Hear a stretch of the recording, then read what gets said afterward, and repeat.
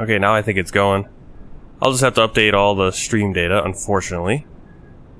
But it looks like it's working now. I have to adjust my webcam. No idea why I did that, and no idea why I shut down OBS for a split second and it immediately... It's so much darker now.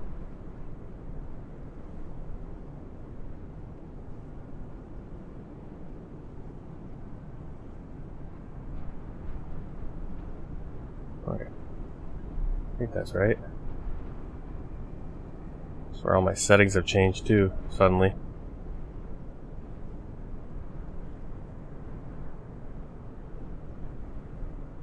Alright, I think we got it. I think we're good. It's always something. Alright, it looks like the frame rate or everything's going up good. Hopefully you guys find this. Now I gotta reshoot out the link and everything.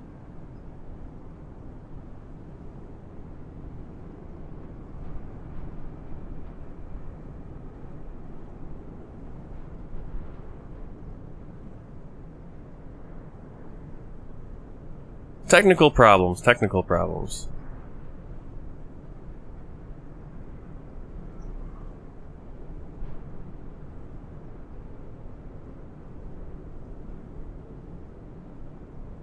It's very weird, and it's very weird because usually YouTube will give you about a 5-10 second window to, like, if your stream shuts down or something, it'll give you a few seconds to get the stream back up without ending it, and for some reason it just ended it, so.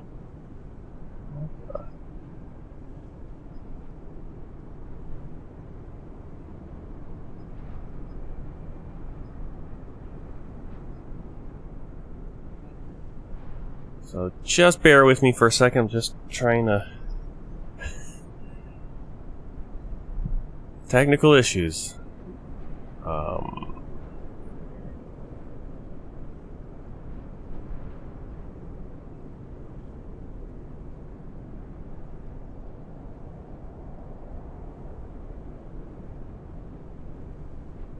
I think we'll kind of just restart, reintroduce the stream because the beginning's been cut off now. Not the end of the world, but there we go. Okay, I think everything should be set. Hopefully you guys can hear me. Awesome. All right, welcome back in. We're here in Argentina, not Argentina. We're in the Falkland Islands. We're gonna be flying up to Córdoba, Argentina for World Tour Flight 175. Hey, Natty. We're on Aerolineas, Argentinas. It's not a real-life flight. It's going to be Flight 99. Real-life flight, I believe, is Latin Chile, but I wanted to get into these colors. We're flying the Boeing 737-700, again, up to Córdoba in Argentina. And we just had catering service. We just had a little bit of a technical glitch with the upload for the stream, so that's why... hopefully you guys are finding it here on YouTube because I just had to start a new stream for some reason. And that knocked off our introduction, but not a big deal.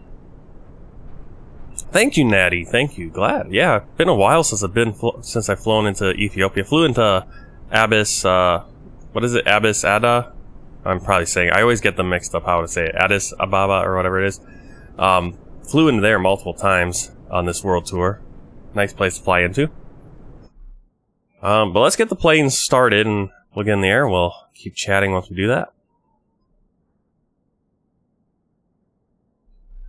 Alright, so we're not technically cold and dark because we do have the external power, I believe.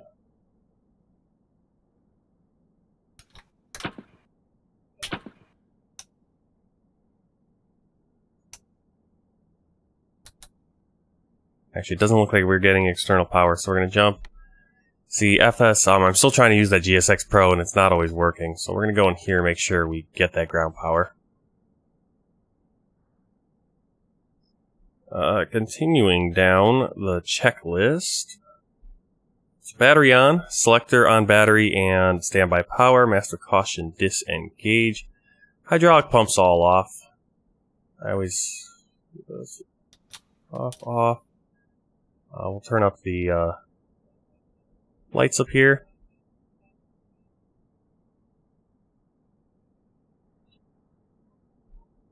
Why is this checklist so small on my screen so I can't read anything?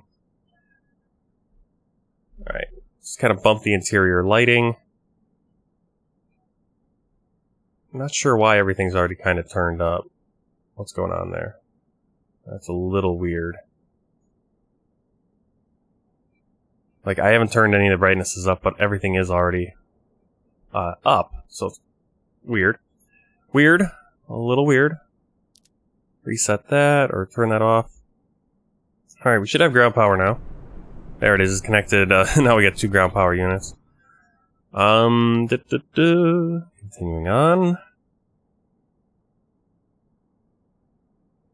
Let's see. We have the wheel chocks, we have the ground connections, that's what we wanted. Ground power on. There we go, now we have ground power. So that's kind of weird that everything looked like it was already lit up, but now it's a little bit more lit up. We're at ground power.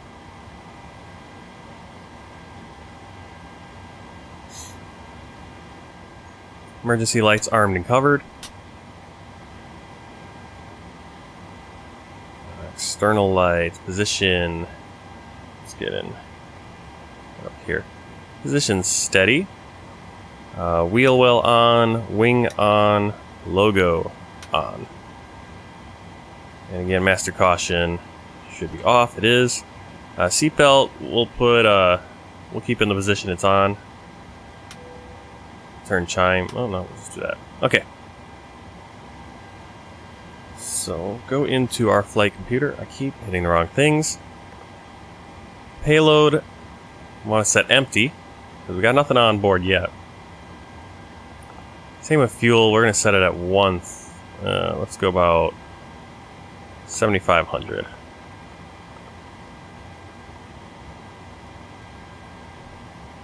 Oh, see, I'm getting all my whole setup here got a little thrown off because of that. But just got to get my sim brief. Save that. Okay, now we're good.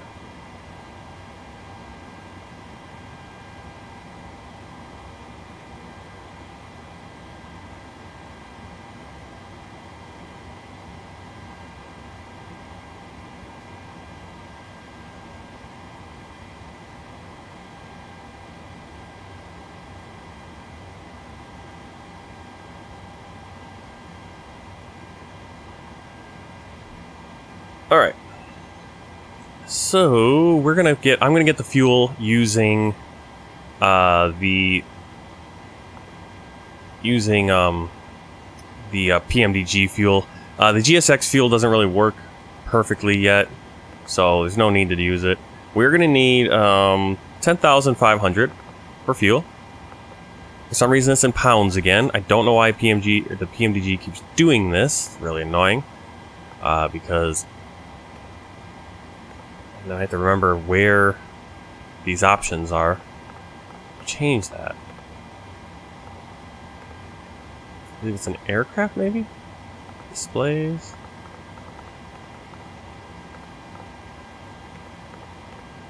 There. There it is. Okay. I don't know why it keeps doing that, why it doesn't save my... It's been doing that lately. So it's a little annoying. So fuel again. Okay, we can do 1/3. There we go. Payload still empty. Ground services. We need 10,500 kilos. So we're gonna get our fuel truck. Request that. Not doing jetway. We're doing stairs. I'm gonna use the GSX for the loading. But passengers today, 94 passengers. We'll see how this works. Only 94 passengers. Very, very low level on the flight. So we're going to go GSX. We're going to request boarding. And so they're going to start... Boarding requested. They should bring out, so you can see we got the fuel truck. Not really connected to anything.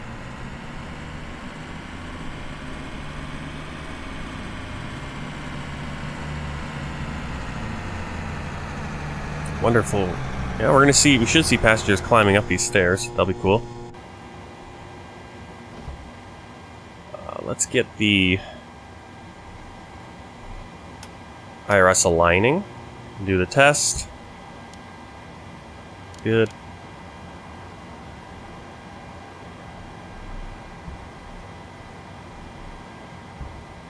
Crew bus is coming. We'll put here. We'll have that on that, and then we'll go over here on this screen. We'll do our FMS stuff. Okay.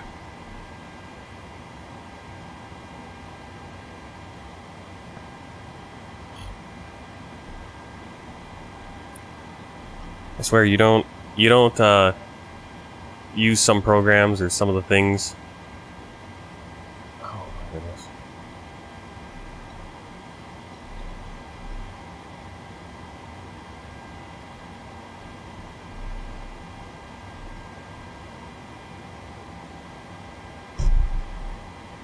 Are you kidding me? So I'm trying to get into my FS HUD and it's like, oh, that's with the wrong password and stuff. I don't know why I have to re-sign into it.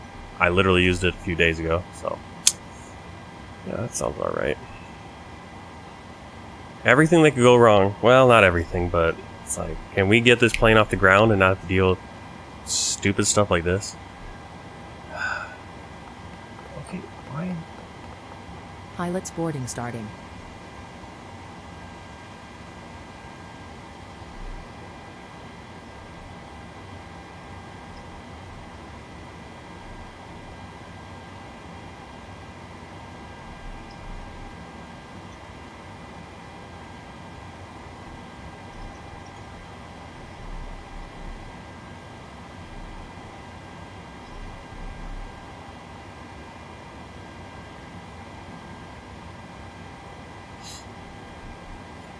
Ooh, welcome in everyone. Everyone just came in at once. That's cool. I'm just trying to get things going here. Everything's... FS HUD is requiring me to re-sign in. This is requiring this. It's like, come on. Alright, while I'm doing that, did we... I think the... Well, I guess the pilots must already come on. You can see that here we got the little bus. There comes the crew.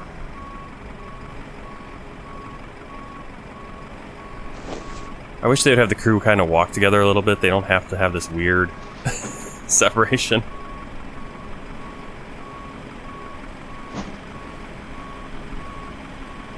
So, right now, in my experience... Oh, there you go, the PMDG is hooked up. In my experience, the Ground Service X Pro works really well when you're in this situation where you don't have a jetway and all that. Jetways can be kind of hit or miss. Here it's not too bad because you get the buses, the passengers kind of stream out. It's really fun. Alright, so the crew's on board. Let's do our... Oh, actually, we need to go over here and start the fueling. Otherwise, we're just sitting there doing nothing. So, ground services... Your passenger's bus is coming. Okay. We should be getting alignment, or working on that, because... There we go. Finally, I can go get my clearance from the ATC. Eventually. Reference airport. We are at Echo Golf Yankee Papa. No gate. We'll just copy this over. Go to our next page. Okay, there's nothing there. Route. Origin again is Echo Golf Yankee Papa, and we're flying to Sierra Alpha Charlie Oscar. Let's double check that. Yep. Flight number 99. Can't do a request. Runway. We can actually... I believe we're doing runway 28. So we'll put that in right away. Next page, and there's our route.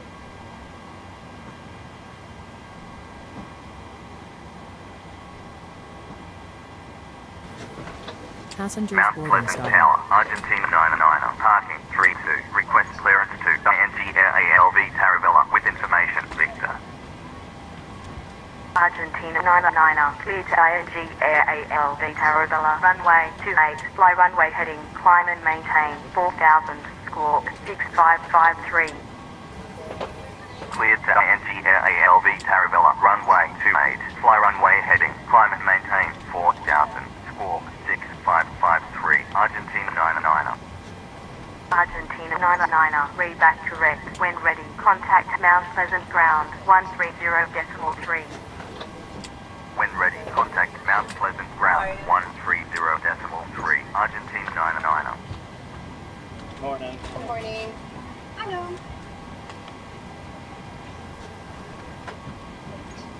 Alright. So I'm trying to get all my sound settings working, so if it's a little loud, again, just let me know. If it's a little overpowering, I want to make sure I can get the Microsoft, the Flight Simulator sounds and everything. Last stream, way too low, couldn't hear anything. So that's why I've turned it up, but maybe turned it up too high. So just let me know. How are you? I'm doing good. Alright, set the nav. I'm right next to her. Thank you. Hello. And we're gonna get Pack X going for the passengers, even though we clearly can hear the passengers bus going on is right now. coming.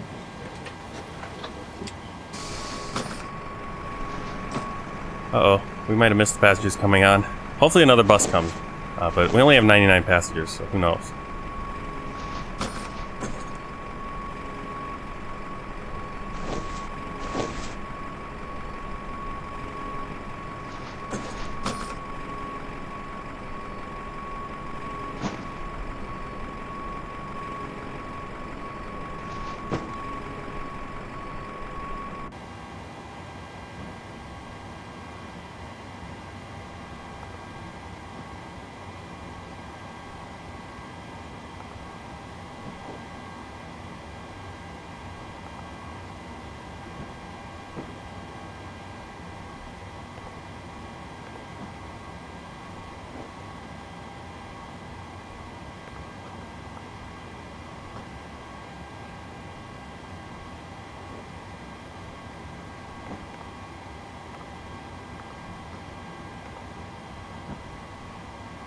Alright, I'm just putting the payload in. Passengers boarding starting.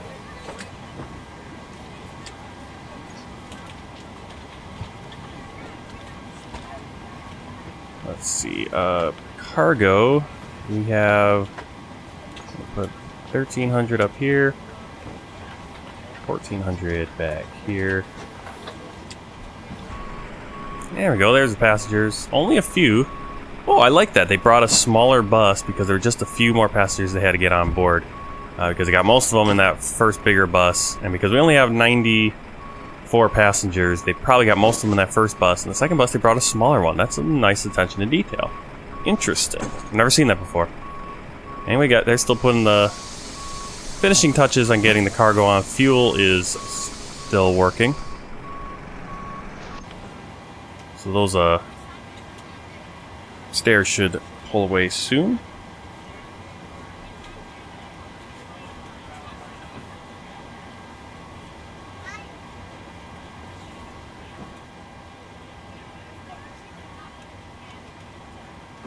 Alright, so let's get our flight plan in today. Flight plan right there. First point is 4860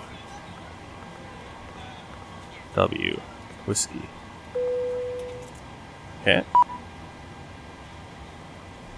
That's telling me they want me to close the doors.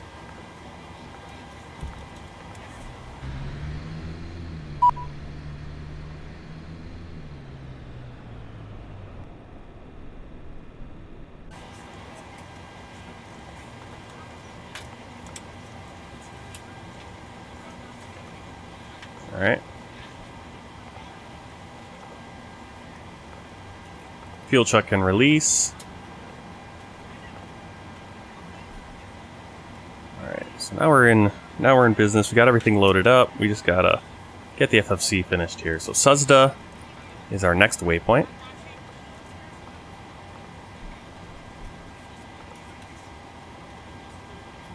Bravo Charlie Alpha. Great. It's gonna be this one. We're in the south. On behalf of the cabin crew, I'd like to Lima welcome you Yankee aboard our Echo. flight. As you find your seat, be sure to Again, we're in the place your luggage south. and carry-on items in the overhead bins and smaller items underneath the seat in front of you. If you have trouble finding a location for any of your carry-on items, please use the flight Uniform attendant call Whiskey button over 15 your seat. Airway.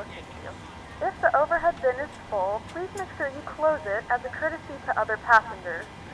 Please double check that all your items are put away so that the aisle is clear and other passengers can make their way to their seats. If you're in an emergency exit row, please read the exit seating responsibilities in the card in the seat back in front of you. If you're not able to comply with these actions, please let a flight attendant know so that way you can be reseated. Feel free to use your cell phones during the rest of the boarding process, but we do ask that laptops, tablets, and any other larger electronic As I said, I've been devices saying that I'm you want messing to around with my sound settings, so hopefully things are not completely out of whack. I'm probably gonna listen back to this stream and it's gonna I'm gonna be like shaking my head like, why did I even mess with it? But last stream was just way too quiet, couldn't hear anything. So let's go back into this route. Okay, so we got our route in there. Perfect. We already got all of our weight. Yeah, don't need that. Reserves today. Looks like we have 28, so we'll put 2.9. Cost index, a little bit higher, 13. Cruise is going to be 390, that's going to be our top cruise. Rest of this we don't really need to deal with. Optional.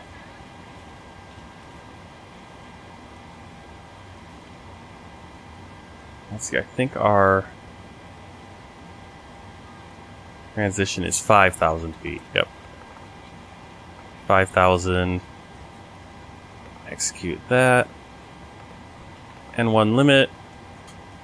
N1, I'm going to go 55 degrees. It's kind of like a flex takeoff.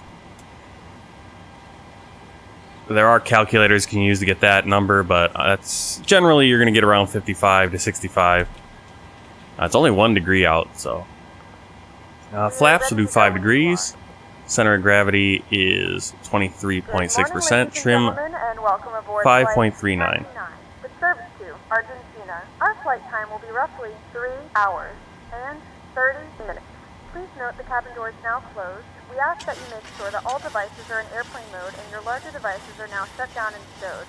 If you have not already, please fasten your seatbelt and verify it is low and tight across your lap. Your tray tables and seatbacks must be in the full upright and locked position for departure. Cabin crew, secure doors for departure.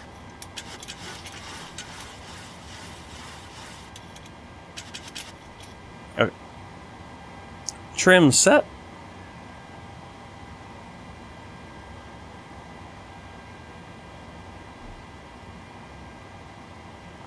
Get our V speeds.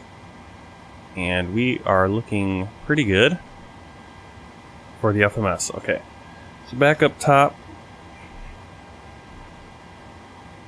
Make sure our left and right pack are on.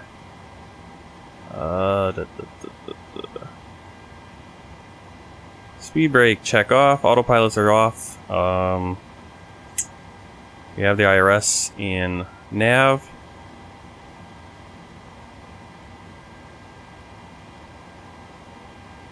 Let's start the APU. Put in our cruising altitude, 39,000. Landing altitude, put in our takeoff right now, and that's going to be 233. We'll go 250. Actually, we do need this fuel pump right there.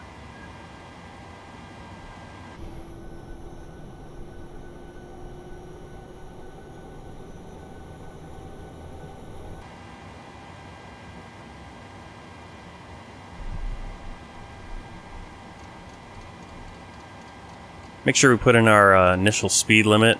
Different than the Airbus. Airbus, you don't need to do this, but if you don't do it in here, we'll be stuck at like 100 knots as we're taking off, and the auto throttle will hold there. Our heading, we are cleared for runway 28.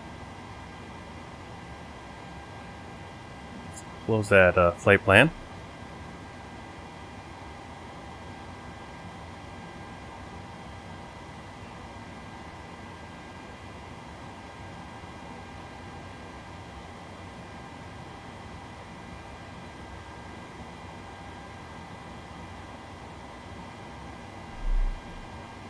Okay, now Navigraphs has decided to crap the bed. You gonna show me my charts? No? Alright. Sometimes it's like you 1 or 2 days go by since the last time you use these things and everything decides to break and not work. It's incredible. Alright, now it's working. We are looking at what am I looking at?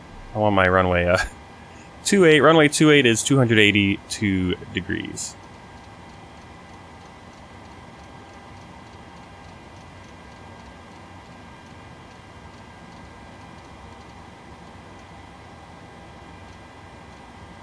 And our clearance was for 4,000 feet.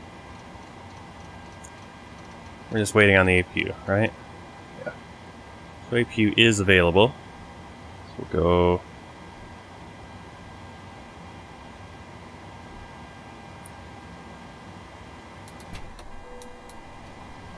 Left and right on, bleed switch on, and we'll switch to APU. Ground power can come off. And we'll go into the FMC here on the PMDG and release the ground power. Let's see, I'll probably have to get GSX to also do that because they put the ground cart in position but didn't do anything with it. So we'll dismiss the GPU.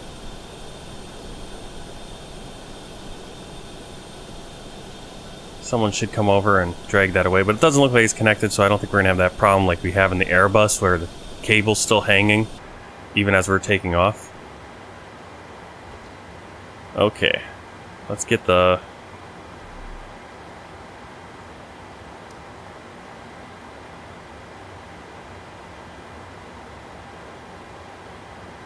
our pressure, 1018.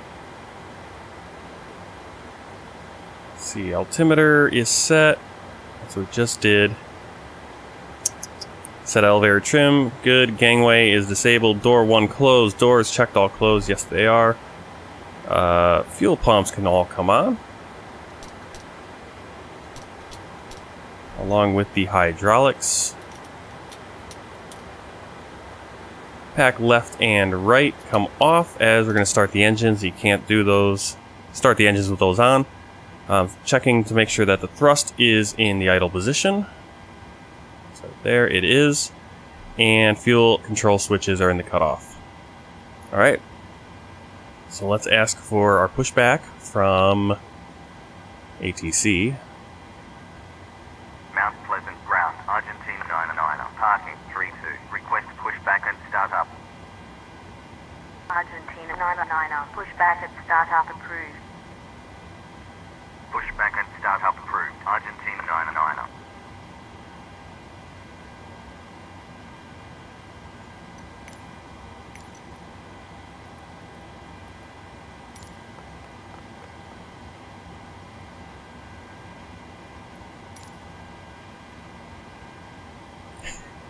I'm looking at it, we don't really need a pushback,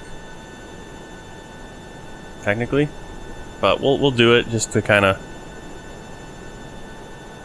Yeah, we really don't need Hello, a pushback. Captain. We are ready for pushback.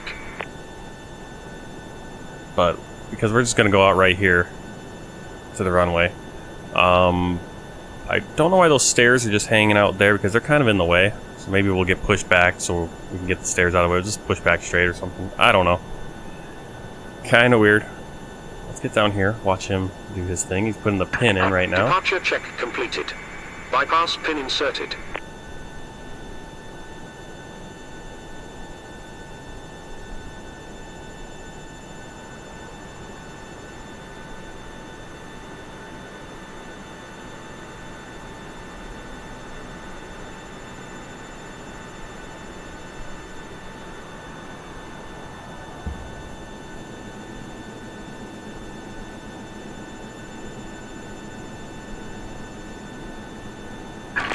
Locking gear.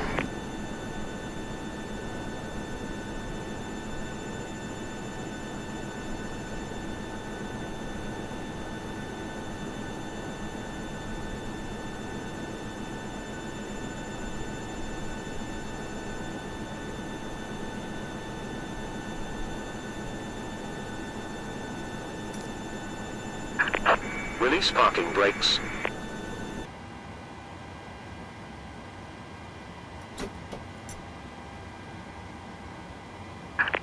Release parking brakes. Commencing push. All engines clear. Start at will.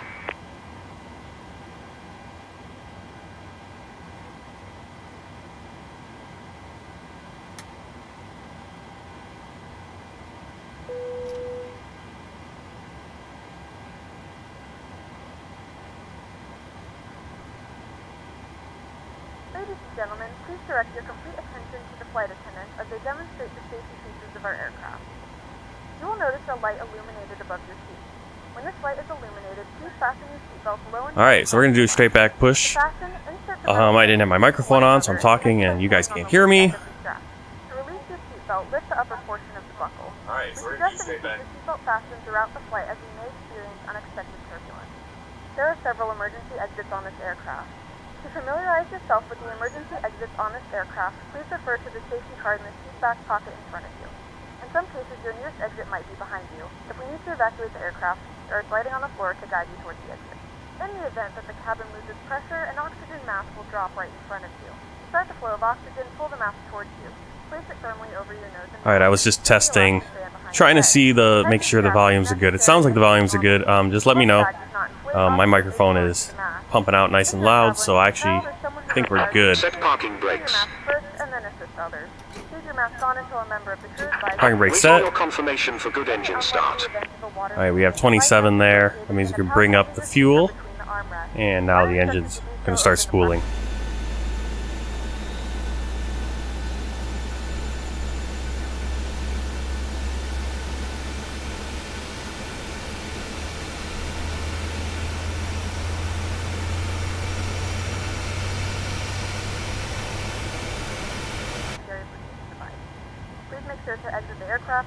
Alright, once we get to 20% on the N1, we'll give them a good engine start. Yep, good engine start. Good engine start. You can disconnect.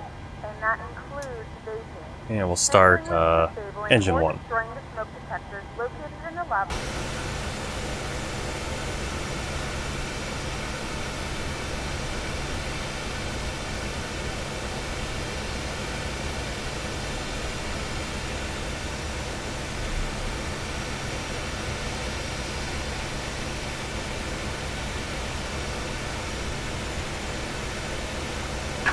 Unlocking gear.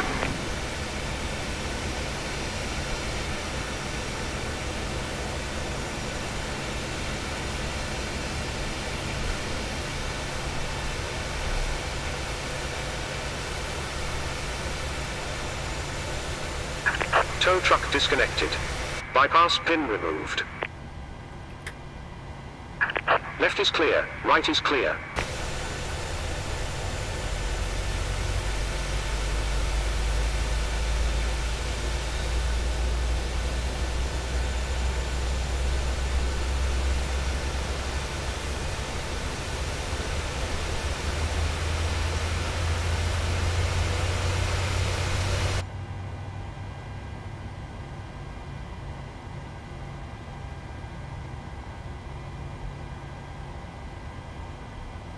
Alright, should be out there. Yep, there he is waving the pin.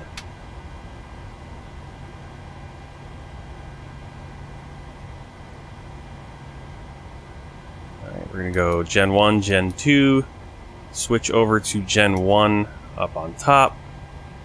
We can turn off the APU and the APU bleed. PEX left and right back on. We do have our engine bleeds going.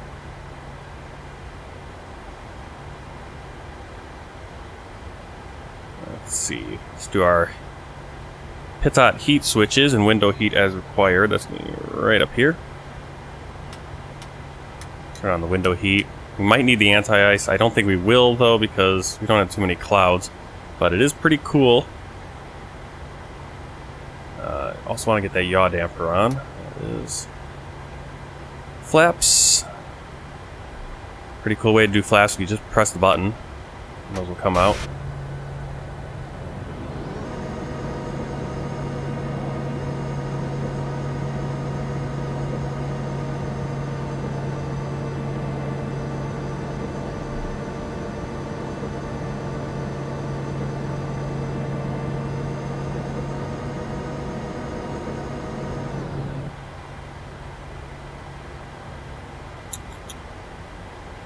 Auto brake RTO.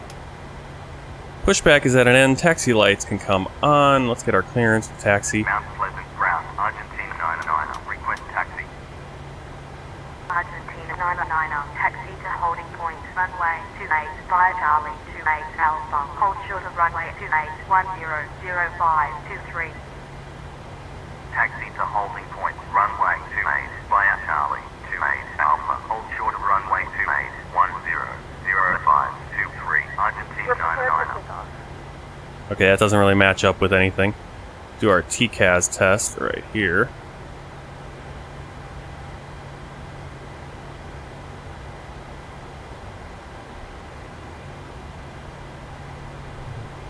TCAS test pass.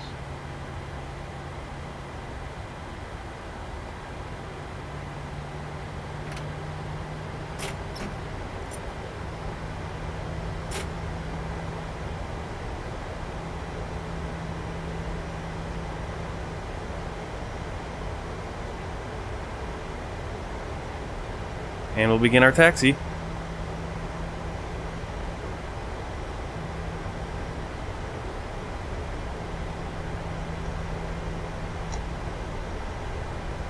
Check the flight controls.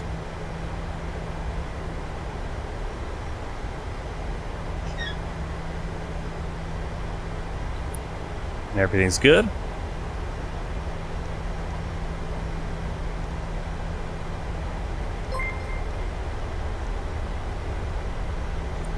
Thanks for the sub. What is that? Ba. I only know the first part, ba. Argentina 99er, But thank you for the sub, contact all the same. 133.35. Contact Mount Pleasant Tower, 133.35, Argentina 99er. Alright, we're going to turn on our landing lights as we're going on the runway. We're going to turn strobe. Argentina 99er. Oop, we should have the anti-collision lights on already. 100523. Argentina 99er, cross runway 28, 100523, when vacated contact ground 130.3. Cross runway 28, 100523, when vacated contact ground 130.3, Argentina 99er. Alright, we can actually turn off a few of our lights over here. Wing light can come off, and the wheel well will come off once we're in the air. Okay, so speed brakes armed. Position light strobe and steady. Transponder on. Alright, we're all good there.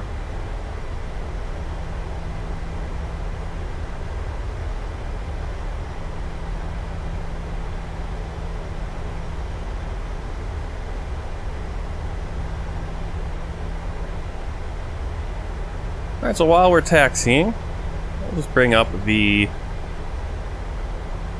flight plan right there. There it is. See where we are, kind of in relation to the world.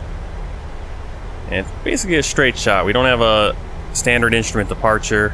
We're just going out to waypoint 4860W, or west, and that's just the coordinates. 48 south, 60 west.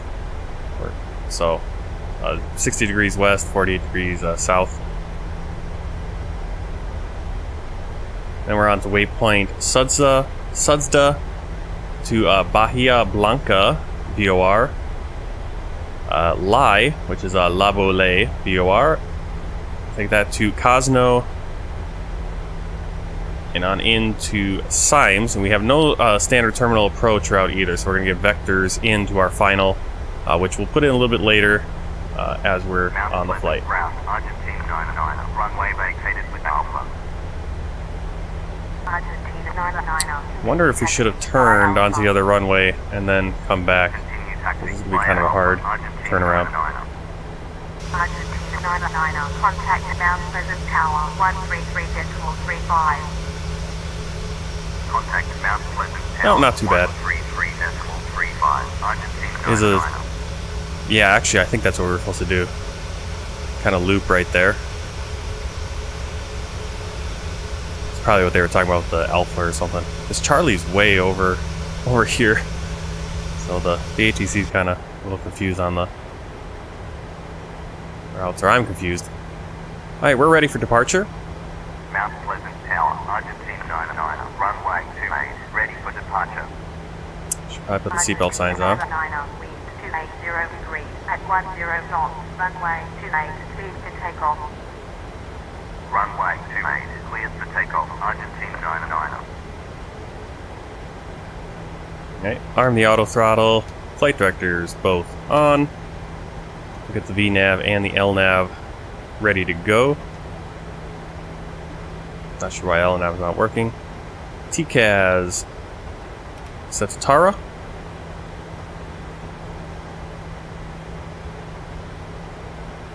Okay, and we're ready to go.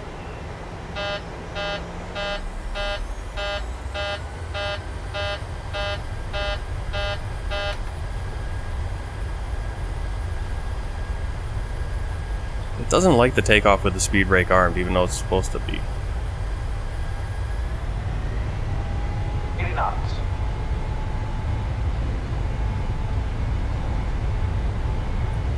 V1. Positive rate of climb.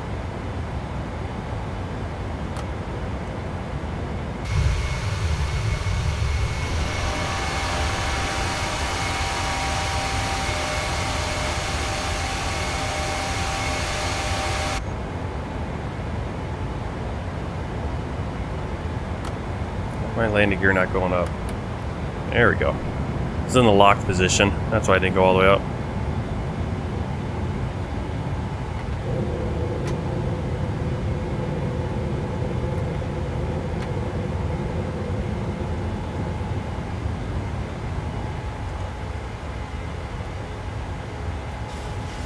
There we go. Autopilot engaged. LNAV engaged. Clearing the flaps. Argentina 99er, contact Mount Pleasant, approach 118.5. Contact Mount Pleasant, approach 118.5, Argentina 99er. Mount Pleasant approach, Argentina 99er at 3,600. Argentina 99er, radar contact, receive direct Yankee, Papa 422, continue climb, flight level 130, QNH 1018. Receive direct Yankee, depart 422, continue climb, flight level 130, Argentina 99er.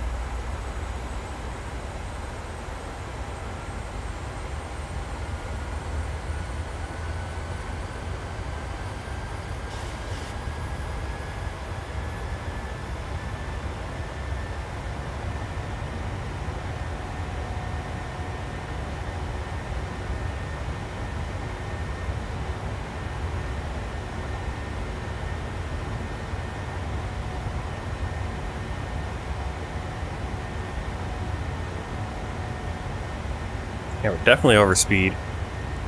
So I don't know. I'm a little disappointed in the PMDG's VNAV so far. It really is a very aggressive. It doesn't adjust.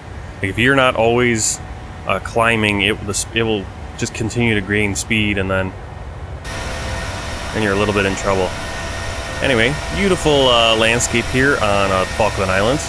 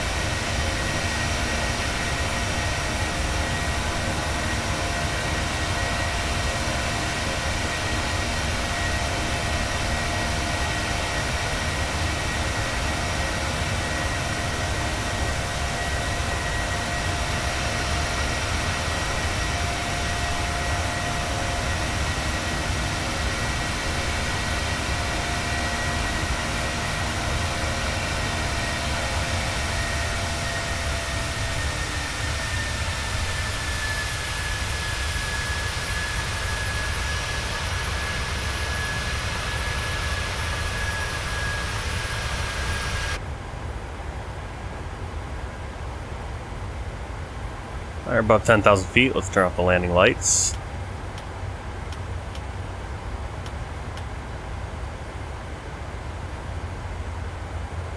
And we'll let the passengers get up and walk about.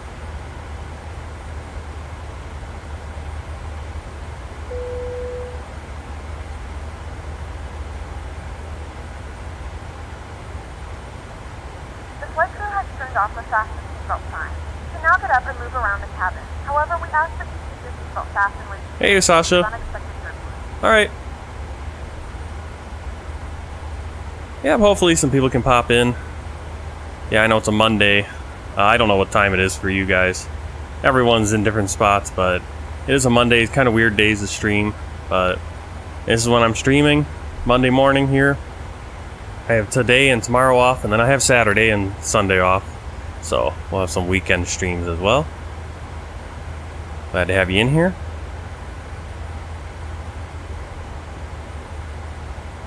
Argentina 9er, turn left to heading 199er.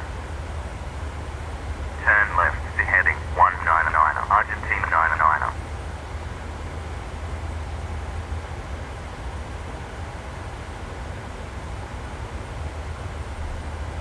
What?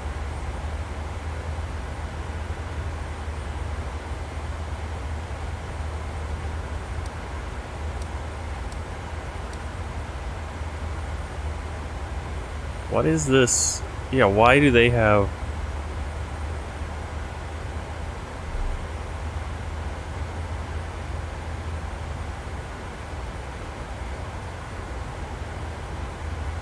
I feel like my ATC has the wrong flight plan. So I'm gonna just try to fix that.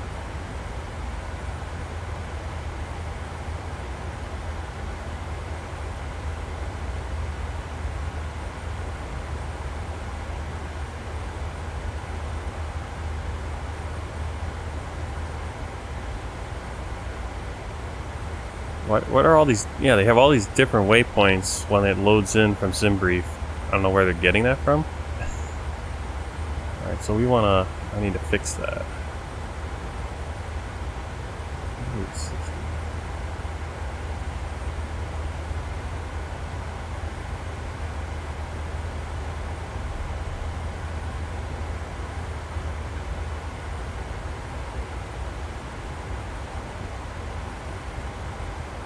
Weird.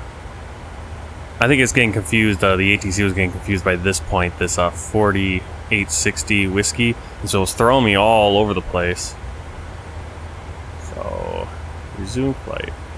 Argentina 999er. There we go. Now I think it's going to work. Approach 118.5. It threw in a whole bunch of other waypoints, and then that's why it wasn't clearing us, I think, for higher altitude. So I'm using FS HUD ATC, and it's really decent, but if something's not right, it will lead you the wrong way. Argentina 9er, radar contact. Proceed direct to Sierra Uniform Sierra Delta Alpha. Climb and maintain flight level 310. Proceed direct to Sierra Uniform Sierra Delta Alpha. Climb and maintain flight level 310. Argentina 9er. All right, there we go. Keep climbing out. Leave the Falkland Islands behind.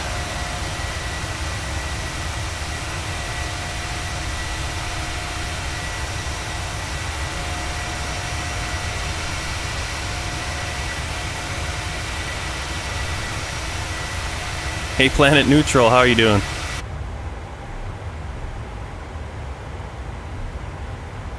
I actually think I can I need to learn to relax when I'm sitting here. I got my microphone set up that I can do that. I'm always sticking my face right into it.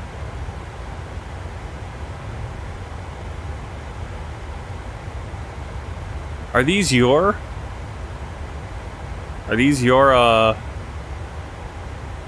emojis? Emoticons? Whatever you call them? Because I can...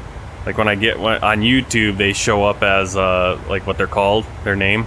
Yeah, they're all like planet things. Cool. What I need to do is I need to get some more pictures. I need I need to use my wife's camera, her, because she's got the iPhone 12 or whatever. Like, my phone camera, compared to the iPhone, just sucks, so I need to use hers and grab some more pictures of the baby boy with all his faces, because, you know, he's at that point now where he's got a lot more emotion going on than when I originally started making some of the emoticons for Twitch. Hopefully at some point, I'm hoping at some point Restream can, I don't know, do something better with the well, at least your emoticons show up on my chat on the stream itself, but in like the YouTube chat they don't show up right. And I'm hoping Restream at some point it'll be better between the two platforms, because it says, oh yeah, you're on YouTube, but we can restream all the Twitch stuff onto it. And it's a little weird, little clunky, the system. But I think because I think Twitch just get rid of I believe they did. They got rid of that affiliates like me, affiliates and partners have. I believe it's for affiliates too. I think for everyone, you can stream on as many platforms as you want. You don't have to be exclusive anymore. So you can. I think it's just a recognition that for people to be able to grow their audience, they have to be able to stream on YouTube and not just have a YouTube specific stream and then a Twitch specific stream, but just be able to stream across multiple platforms. So hopefully as that happens, we're going to get more and more tools that work cool, because there's lots of tools for Twitch and not so many for YouTube. But YouTube obviously is starting to, is getting into that streaming game. I kind of like YouTube for the streaming a little bit more. I'm just more used to the environment. I do like Twitch, but I think it'll be cool. You got the membership stuff, which we're getting close to. Once we get to, I think once I get to 1,000 subscribers, we can flip on that membership stuff and hopefully get custom emojis and all the cool stuff, similar to how Twitch has it. Not exactly the same, but looking forward to that.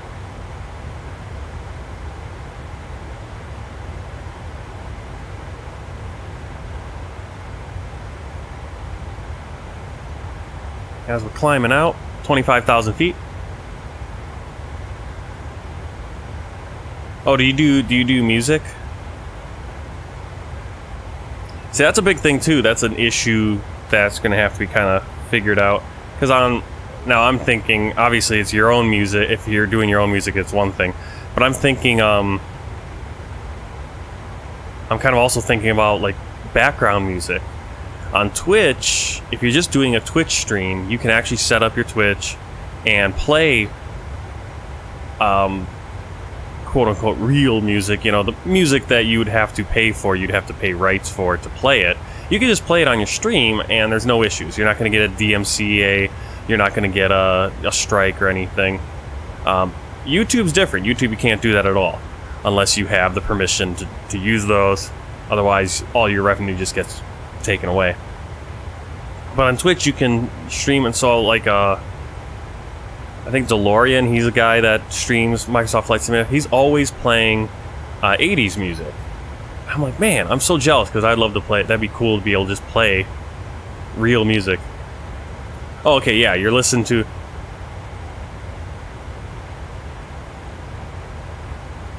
Yep, exactly. On Twitch you can do that. I believe you have to have there's a setting where you turn it off so if you're doing it live, it's fine, but then on the playback, on the saved video that lasts for 5 days or a couple weeks, there's a setting that it'll automatically just turn off that music or something. I'm not sure how exactly, but Argentina, or it just won't save the video for future viewing. Flight level 380, contact Comodoro Rivadavia Center. 125.5. Climate maintained. Flight level 380. Contact Comodoro Rivadavia. So that's why on Twitch you see people listening to real music a little bit more often than you do on YouTube, because Comodoro of that difference.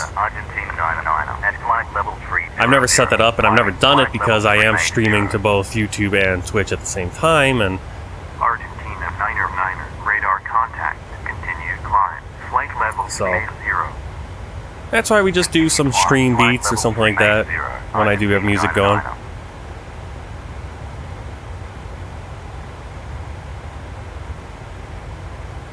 Well, as long as you're not getting any trouble. I'm surprised that Twitch hasn't dinged you for that, but I suppose, yeah, I don't know. I suppose if you're donating somehow, I mean,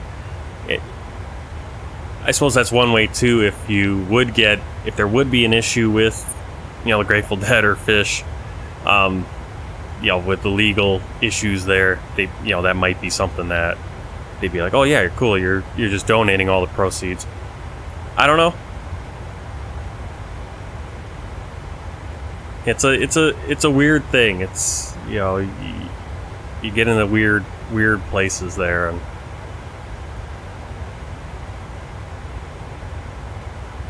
so I try to, and it'd be really cool to be able to play music, and especially if I'm doing something other than, I mean, it's not as big a deal when I'm doing a stream of Flight Simulator. It'd be cool to play some music in the background, music that I'd like to listen to, as opposed to just the random stream beats or whatever. But if I'm doing like coloring or doing some art stuff that I'm planning on doing eventually, getting streams like that, it'd be cool to listen to music that I would typically be listening to. Either I'm either listening to music or I'm watching YouTube videos while I'm doing that stuff. Now, obviously, can't do that on a stream as much.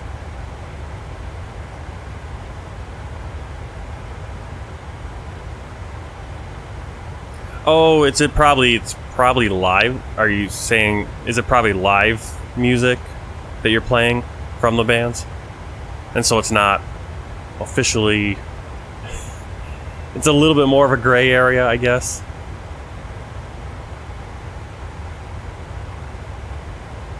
I have no idea. I have no idea what that would be entail, but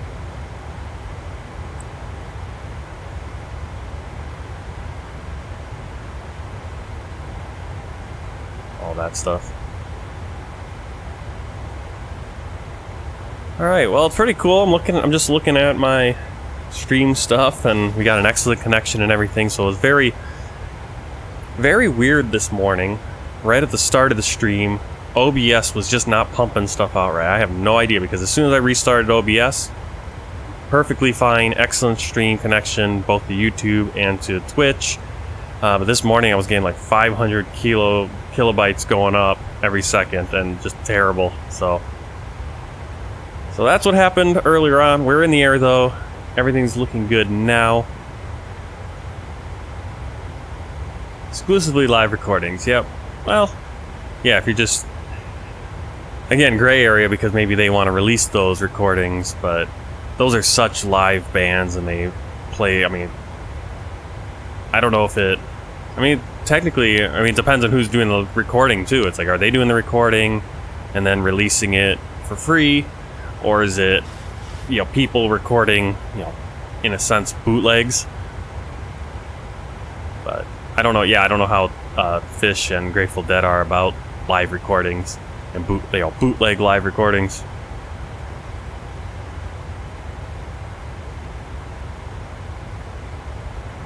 I'm not a deadhead. My uncle's a deadhead, and then a guy I work with.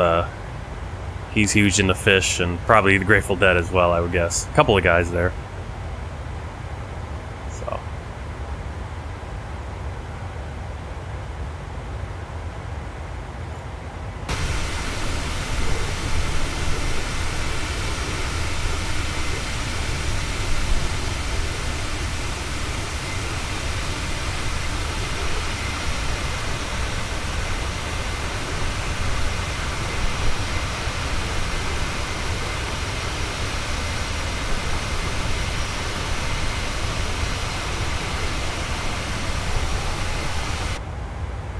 Official authorized taper section, so you can tape the shows.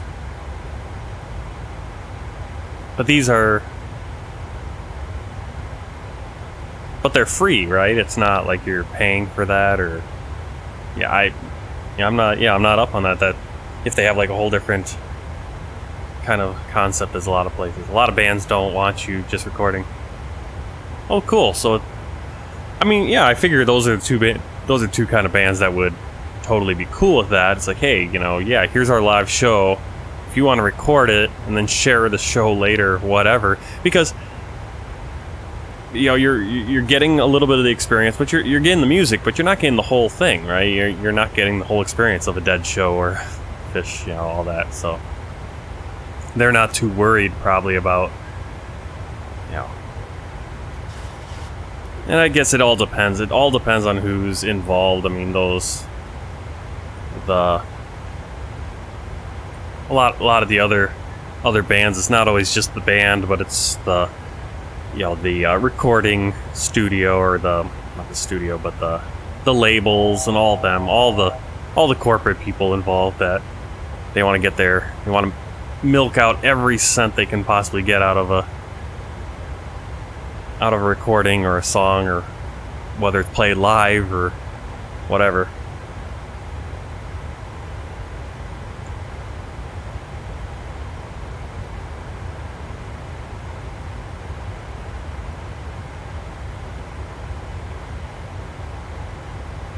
Alright, we're not even to our first waypoint.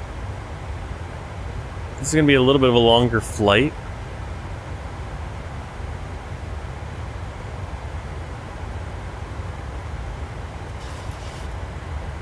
See, right now we got about 2.5 hours remaining. And quite a bit of just flying over the ocean here. We're not going to hit sea land again until we get pretty close to Bahia Blanca. That's our Bravo Charlie Alpha VOR. That's going to be on the south, well, not the south end of Argentina, but the middle of Argentina, as we make landfall, so to speak.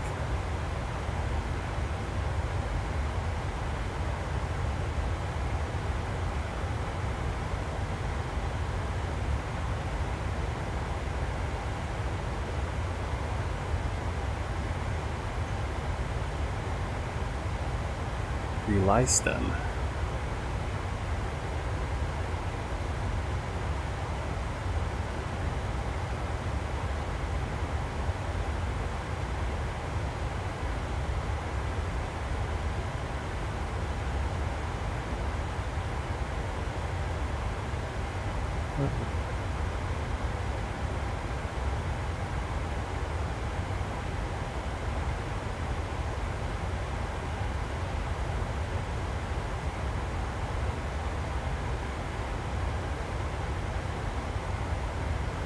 Oh yeah.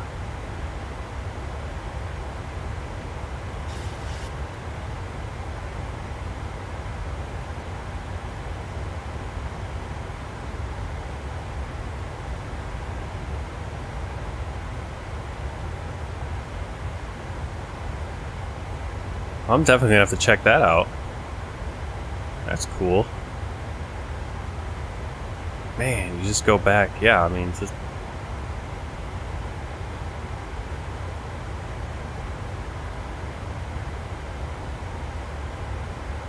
I mean, I don't know half of these bands on here, but there's a few. That's cool. I'm gonna have to check that out.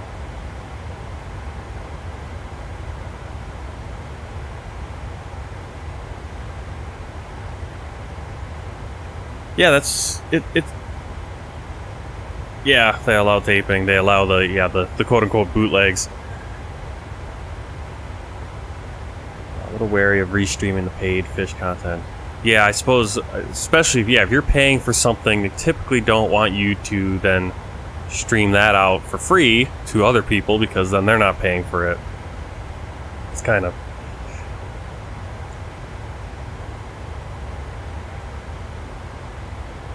Yeah, I really think if you're... Well, and that's where it gets that little complicated little thing. It's like, well, if it's free and everyone can listen to it anyway, why can't I just play it and we can listen to it together?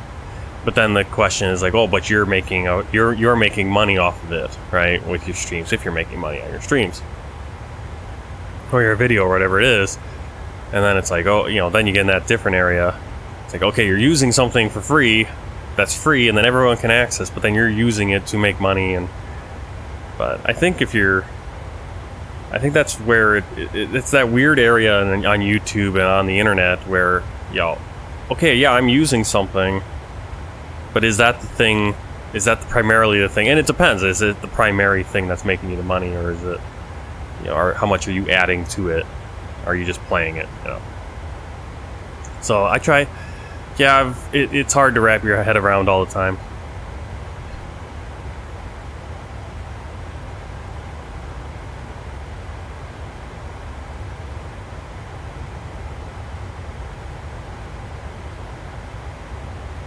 Yeah, that's usually the thing too. It's like at a certain scale, you're kind of just, you're so under the radar that it's not gonna really matter.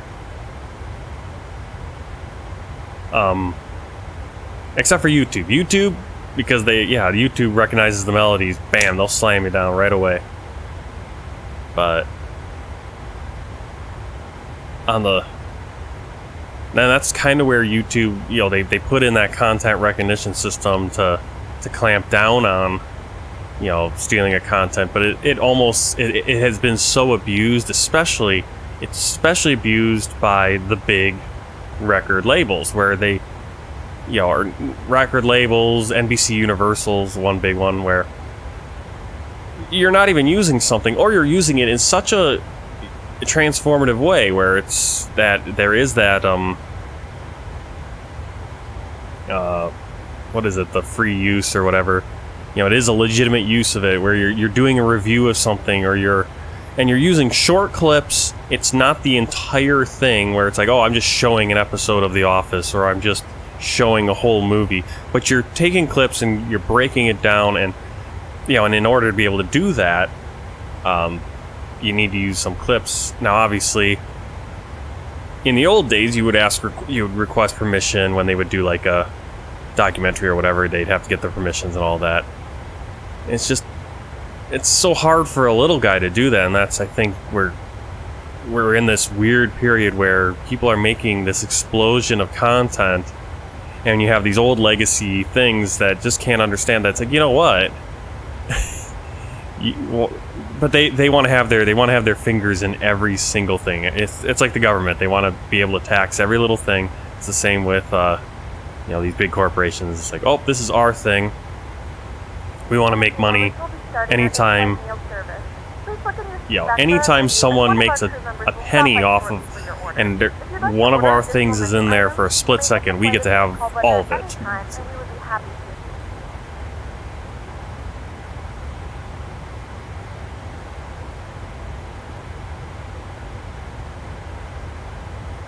Anywho,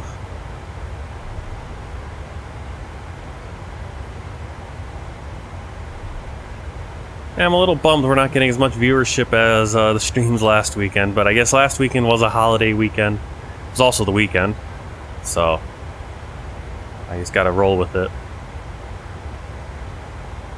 I'm looking at doing something. So recently, obviously everyone knows this by now, Queen Elizabeth II died on, what, 4 or 5 days ago now? I think on the 6th or the 7th. I can't keep track of my days. But that got me, it kind of kicked me into gear. I'm always fascinated with British history, especially going further back, you know, when British history was actually American history, you know, when it's actually American history too, because, you know, there was no United States of America before, you know, 1770, whatever your date is there's a certain point where, well, our history and British history is the same, primarily before George III, or at George III, and then going forward, or going back. So I'm always fascinated by the monarchy and the royal houses and stuff. And I wanted to do, and I'm kind of inspired to do some videos. I kind of want to get into this, making some history videos, because that's my major. I feel like those would, you know, get some like YouTube videos. I've never been able to figure out how to make some good flight YouTube videos, but I think I could do some decent history videos. So that's my plan going forward, is I'm going to be doing some of those from time to time.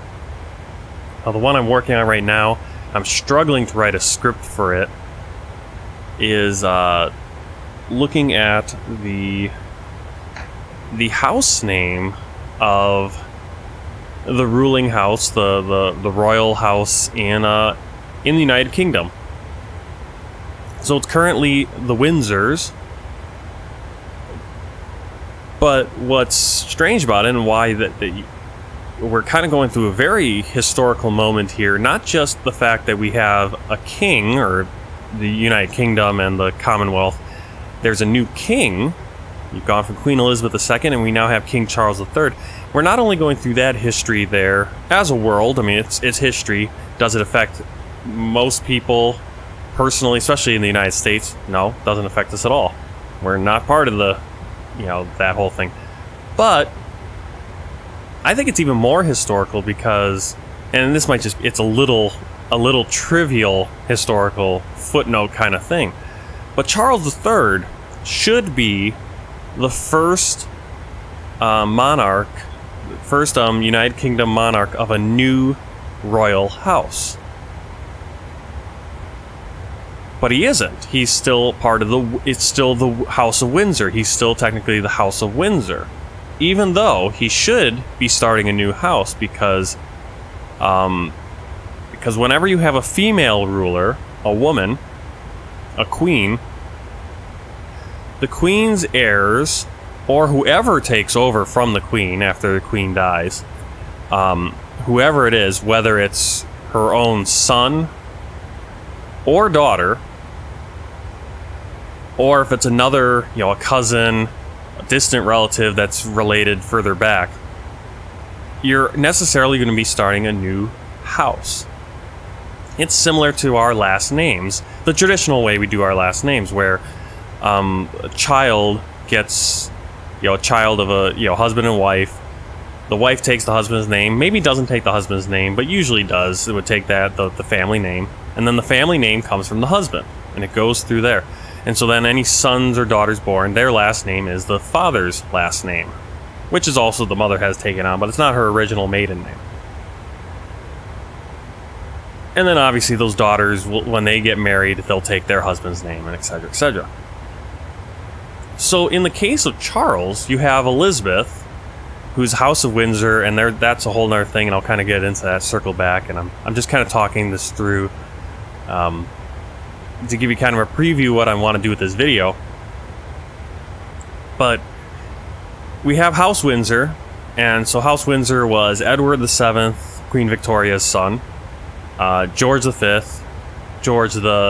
Edward VIII, who abdicated because he, that whole controversy in the late 30s. George VI, who's Elizabeth II's father, and then Elizabeth II. And that's the Windsor dynasty. That's the House of Windsor. Charles should be a new house because his father was not a Windsor. He doesn't get the Windsor name from his father. He gets it from his mother. He should be technically the House of Mountbatten, which is his father's chosen last name, which was Prince Philip's chosen last name, because Prince Philip technically didn't have a last name. He was, or I don't know what his house would have been, but he was the Prince of Denmark and Greece. But he had to abdicate, give up all those claims when he married Elizabeth, the heir apparent. And he then chose Mountbatten as his surname, his family name, which was his maternal grandparents' name. So it's not just a completely made-up name.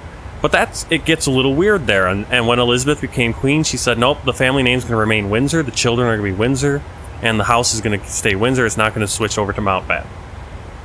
That kind of ticked Prince Philip off. By 1960, they had kind of come to a solution to this problem, so they don't have this, kind of festering issue. And basically the idea was it would be Mountbatten Windsor. Anyone who needed a last name in the family would be Mountbatten Windsor. So you see this with Meghan Markle and Prince Harry's son Archie. He's Archie Mountbatten Windsor. This doesn't really become an issue like as a last name for any of like Prince William, Prince Harry himself, George Louis. What's the girl's name? Is she Elizabeth? I forget the. But they don't need the last names because they're just the of Cambridge, or now of Wales, as William's been ascended to the Prince of Wales. But it kind of is interesting because Charles III should be the House of Mountbatten, or he should be the House of whatever. He should be a new house because he shouldn't be carrying on his mother's family name. He should be carrying on his father's. And to look at this historically, you go back to Edward VII. He was the first member of the House of Windsor. Well, not really even the House of Windsor, because that's a whole other thing, but technically the same house. Edward VII was the first one. Well, he's the son of Queen Victoria.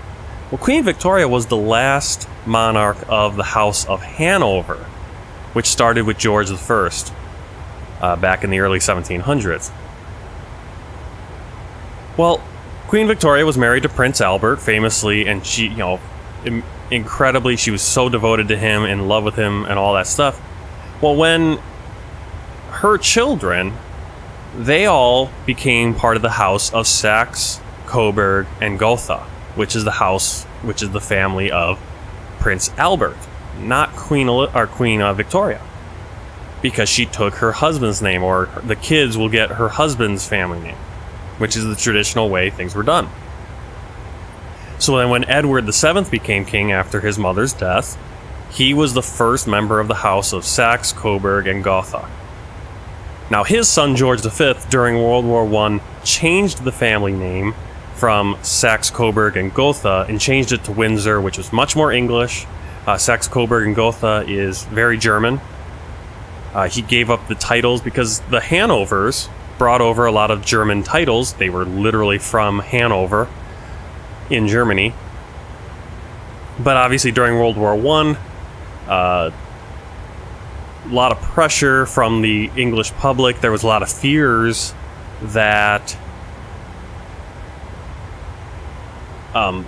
this happened in 1917. This happened actually, he made this decision, George V, to do this after his cousin Tsar Nicholas I was deposed by the communists, by the Bolsheviks in Russia, and eventually his whole family was executed. And there were fears, he had fears that it's like, oh, maybe this is going to sweep all of Europe and I'm going to lose this. So to curry favor with the British people, I should switch my family name to be much more English and not be German. Especially since we're also fighting the Germans. We're fighting cousin Wilhelm, which it was his cousin also. And their grandmother was Victoria. So he did that switch. That's why it's Windsor. But technically, they are still the same house. Or it starts with Edward VII, goes all the way through Elizabeth II, and Charles should technically be a new house. But he isn't. Now, he has the choice. He could start a new house. He could name a new house. I don't think he's going to. And so, unless, William decides to do that when he becomes king, or George, when he becomes king, decides to become king, William's son, they could choose to have a new house name. But if they don't, we're going to have the House Windsor for quite a while. I don't know if it will ever change ever again, if it will just be into perpetuity forever, into the future. If a woman from the House Windsor again would become queen, which is very likely now, much more likely now because of the way the rules are, that a woman, it completely is dependent on order of birth now. It just so happens to be that, well, Charles had 2 sons, so it doesn't matter. Not that it would apply to them, because it doesn't apply until, I believe, William's children. But William, firstborn, is George. But if, God forbid, something were to happen to George, his sister, I think Charlotte, she would then be the next in line, automatically. She wouldn't have to wait for something to happen to her younger brother, Louis, which is the way it used to be. To go back, an example of that would be with Henry VIII. His children, he had Mary, then Elizabeth, and this is why he kept getting rid of his wives. He got rid of Catherine, who was Mary's mother, because Catherine didn't give him a son. He got rid of Elizabeth's mother, Anne Boleyn, famously beheading her for treason because she didn't give him a son. Finally, Jane Seymour, his third wife, gave him a son, Edward, who became Edward VI. And when Henry died, Edward became king. When Edward died, there was 9 days where he had Jane Grey, and that was a whole thing between the Protestants and Catholicism. But then Mary came, rightfully, Mary became the next monarch. And then when she died, then Elizabeth I. And again, there's another example in history. When Elizabeth died, the Tudor dynasty, which was Henry VII, Henry VIII, Edward VI, Mary, I believe she's Mary I, and then Elizabeth I, that was the Tudor dynasty. When Elizabeth died with no heirs, and even if she had had an heir, would have started a new house because it would have had the family name. So if she had gotten married to, let's say, a Frenchman, or I think there was Philip II of Spain tried to marry her after having been married to her sister Mary. If either of them had had kids, there still would have been a new house. But she didn't, and so then the throne passed to James of Scotland, who was Mary, Queen of Scots, and that becomes the Stuart dynasty. Stuart dynasty lasted until Queen Anne, beginning in the 1700s. Queen Anne had, I believe, 11 children, but none of them survived her. And so when she died, well, they had to find, okay, who's next in line. And they went all the way to the Germans in Hanover, to George, who became George I. Famously never spoke English. I don't think he ever went to England during his entire reign. So we've had these instances where basically how it works is a family house lasts until you have a queen, and then once you have a queen, you're going to have a new house. Hey, Jakey, how you doing? Not a long time. It's only been a week, I think. I've just been rambling on about the monarchy, family names and stuff like that. But I think I'm trying to write a script, and we're going to do a YouTube video for that, and it's going to be my first real YouTube, I'm going to say first real YouTube video that's not a gaming YouTube video, and one that's going to have edits and, much more editing, and, try to do something different.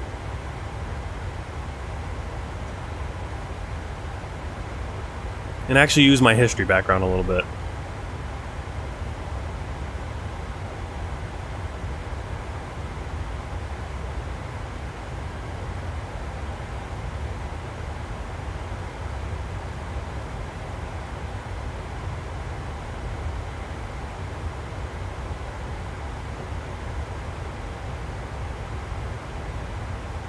Well, how are you doing, Jakey? If you don't mind me asking, where are you from? Just trying to get a gauge on my viewers, where they are. When are you going to start doing blogs? What do you mean blogs? Like my daily life or something? I don't know. Probably when I get a video, a better camera for doing something. No, but I'm going to start this week. Probably after I'm done, maybe, I don't know if after I'm done with this stream, or if I'll do another flight. Maybe I'll do the American flight, I think, or United States flight. I think I'll do that. But then this afternoon, when I have time this week, I'm going to kind of be working on putting together a YouTube video talking about the history of, kind of a history of the monarchy, a little bit of the British monarchy. More so focused on the family name. Okay, Jakey's from LA, so it's early for you. What, 5:35 right now in the morning? I'm assuming LA, not Louisiana. But maybe you're from Louisiana.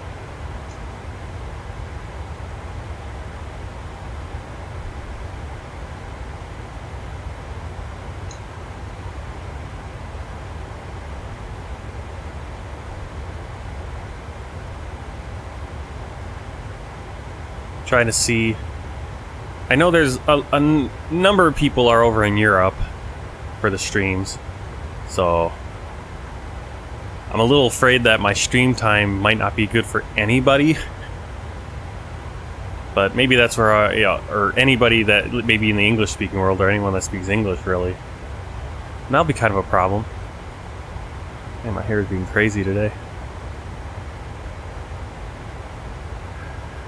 But it's the best time for me to stream, so that's what we're gonna do.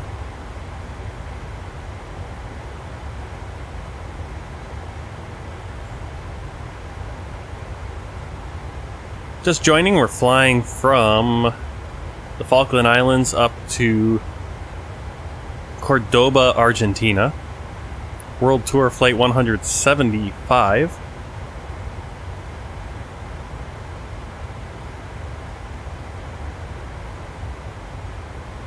Just over the southern Atlantic Ocean right now. Not a ton to see.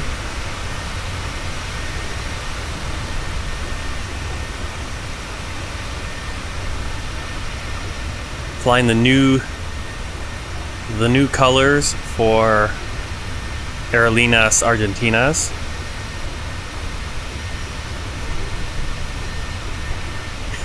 Awesome, I woke you up. Yeah, I had a little bit of a glitch, so there's technically two streams. One's obviously very short, it's just the intro, and it kind of glitched out. For some reason it wasn't the OBS, which is what I use to stream. It was just being weird. It wasn't going up properly. Kind of late. You're an hour and a half late. Nah, that's fine. Whenever you hop in, you know, I stream. Like I said, I stream on my days off. I'm going to try to give a little bit more advance notice. Just kind of... for sure tomorrow, be streaming in the morning. Same time, 6 o'clock Central Time. It reminds me I need to set that page up on my stream here, so that when we get to the end of the stream, you guys can see what's going on when the next stream is. And next stream will be on the 13th. That'll be tomorrow. 11 o'clock Zulu time. Greenwich Mean Time. The center of the world time, right? Which runs through London, because London is the center of the world. Kind of is right now. The UK, it's getting a lot of coverage right now. Let's see, maybe I'll pull up. People have been freaking out. Again, I'm kind of, I'm a history major. Right now I'm reading a book on the history of Spain, but I read all kinds of stuff. I'm all over the place. I'm fast. I have a good background on my British history, especially at least the monarchy.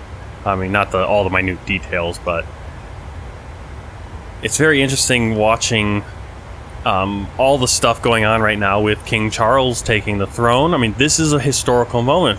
I mean, it's huge. And most people alive have never known another monarch in the United Kingdom. It's been Elizabeth II for my whole life. It's been for my parents' life. My grandparents are no longer alive. They were alive when George V was still king, and then Edward VIII, and then George VI, and then Elizabeth. So they actually went through a few monarchs. And in our lifetime, at least my lifetime, I think we'll go through a few. I mean, we're going to have, Charles III. Hopefully, I live to be at least another 30 years, if not more. Likely we'll have William, who could be William I believe he'd be William the Sixth. Let me see. Because I know one of King George III, the last king of America, one of his kids was William. I can't remember if he's 4th or 5th. I think he's 4th. Yeah, William IV. That was the king before Victoria. So after Charles, William could ascend and could maintain his name, could remain William. He could pick a different name, of course, but he'd be William V. And then his son George would be George the Seventh. His great, after his great-great-grandfather, Elizabeth's father. Jake is going to Maldives for a reason. I wanted to get on a plane for no reason. Like, real life? Like, you're just flying to the Maldives? LA to the Maldives? Like, real life. That's pretty cool. It's pretty cool that you don't have to work. And you can just do that. But maybe you have vacation time, I don't know. Or you're taking a leap year yeah. Pretty cool. I mean, I could never do that. Just say, you know what, I just want to get on a plane and go to the Maldives. Be cool to go to the Maldives, but it takes a little bit more. Why do they want me to reset the altitude? Oh, because we're supposed to be should be at a 390 at this point, I believe. Maybe not. Let me see. When do we go to 390? We go to 390 after yeah, we're not supposed to be at 380. So the plane thinks we need to be at 380 because I put that in as the cruise, so I'm actually gonna reset that. So cruise 380. We haven't been cleared to 390 yet. That way. There we go. There it is. We will climb to 390 in here. I don't know why, really. If it's direction or something. Alright, Jakey's gonna go watch some memes. Alright, have fun doing that. I think I'm gonna pull up. Since we got a little bit of history going on right now.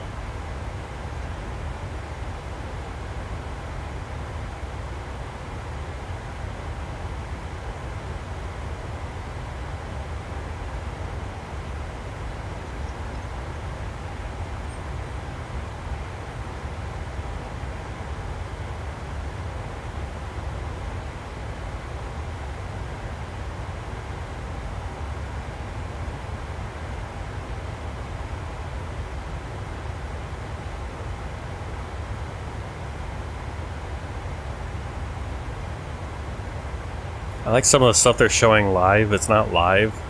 Think about, like, I mean, it's probably live, the news station, but I want to watch, like,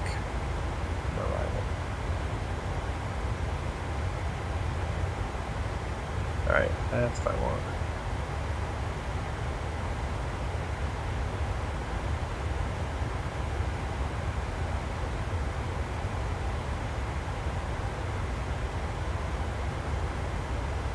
Guy literally said co-committant or concomitant.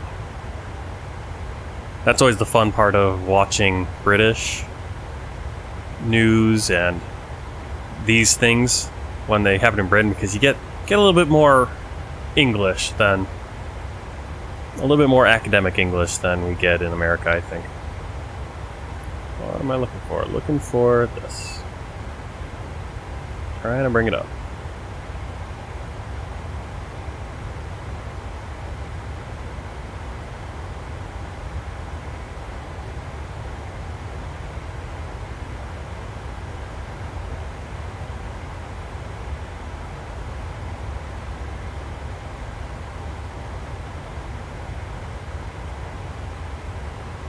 Okay, so I think they're at...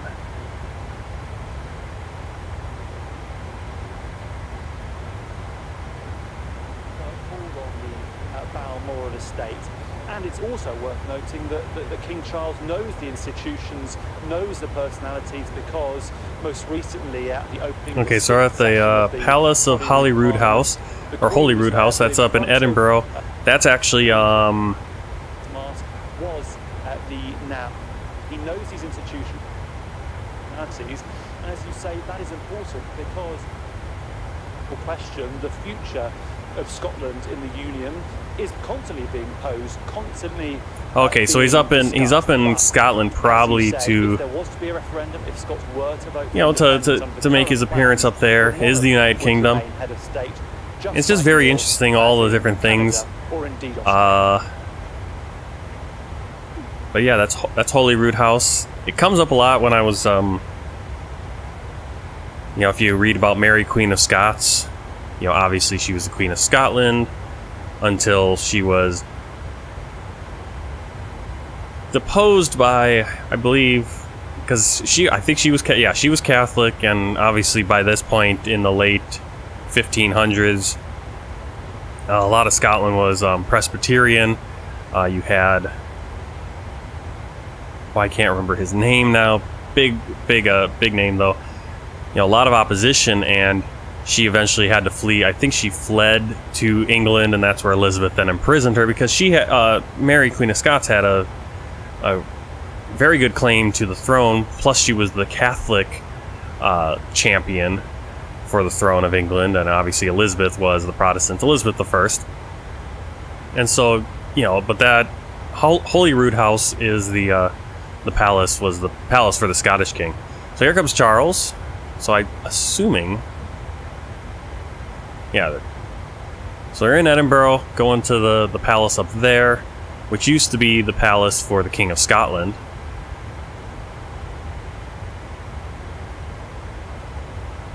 Through the gates.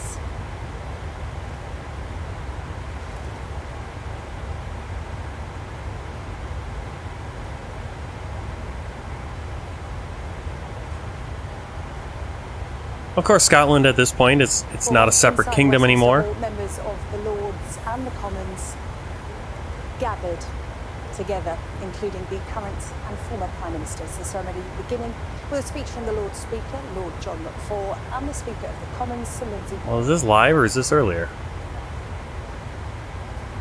Her late Majesty's joyous, unstinted. Oh, okay, yeah, this is from earlier. I think this was down in London, you know, at Parliament, you know, the House of Lords. And inspiring reign of deep and unparalleled devotion would ever end. We and the nation closed our eyes to this inevitability, but it has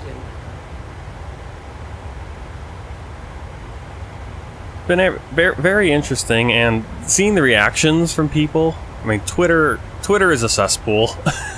It always is. Seeing the reactions from people that just have no clue about this stuff either.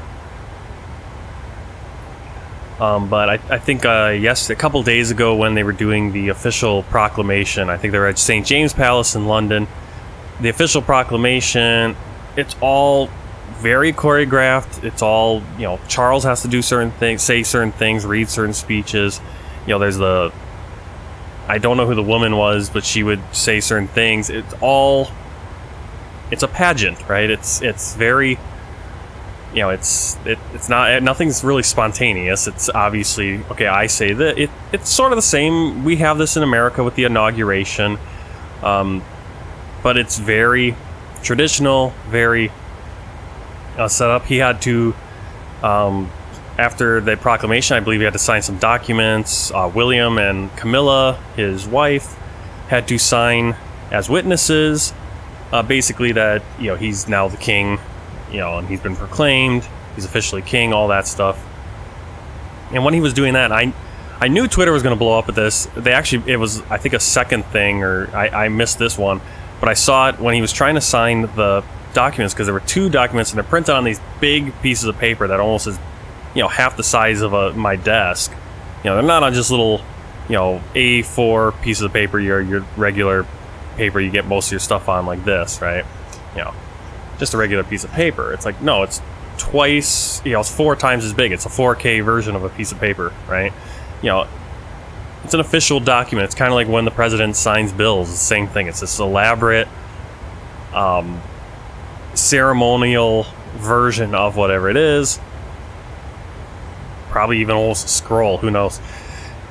So he's trying to sign it. Now he's right-handed, And they have these ink wells, and he's signing with an ink pen, fancy, all that stuff. And there's ink wells here, and so he's kind of trying to sign around them. And then there's another document further to the right, and there's more ink wells.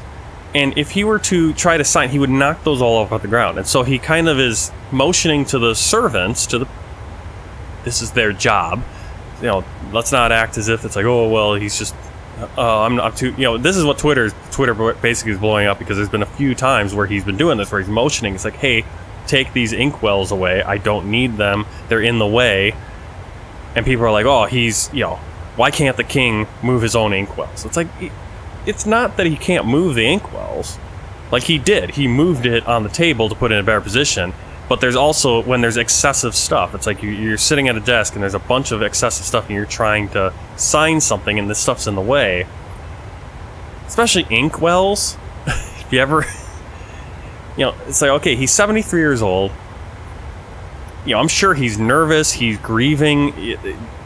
You're going through this thing and you have people there whose job it is to handle this stuff, to move this stuff, to... Hey, look, there's an extra inkwell here. It's in the way. Can you move this? Can you grab it and take it and put it where it needs to go? As opposed to him picking it up and then what? Handing it? I mean, that's the only difference. Would have been him picking it up and then handing it to the servant that's standing right there. So people are like, oh, look, he's snobbish. He's nothing, It'd be so much better if William was king, or... now it's even funny because now people are going after William, because it's like, oh, look how horrible William is to his wife. He didn't open the door for her. Like Harry's being so nice to Meghan and all that. He should be king. It's like, oh my god. It's like every little thing, and then we wonder why. It's like, we act as if it's like this. It's always interesting when the royal family gets in the news. Especially right now with the death of the Queen, and then the changing, you get a new king. Again, historical moment, a big historical moment for most of us, because the majority of people living on Earth were not alive the last time this happened. And if they were probably very young and don't remember it. And so we're going to get to see a lot of the pageantry, a lot of the stuff, tradition that goes back hundreds of years. And some people scoff at it. I think it's fascinating. We're not, in the United States, we cast off the king, we cast off Parliament. And it wasn't, I don't think there was a full, that's a thing we sometimes forget. There wasn't always a full rejection of the monarchy of King George. There were some people who were like, oh, King George is on our side. There was a full rejection after a certain point. But at first it was like, oh, well, George is on our side, the king's on our side, it's Parliament that's out of control, and we just want, can we have a Parliament over here? Which you now have. You see this in Canada, Australia. They have their own local governments. They're still under the monarch, though. They're still under now King Charles III.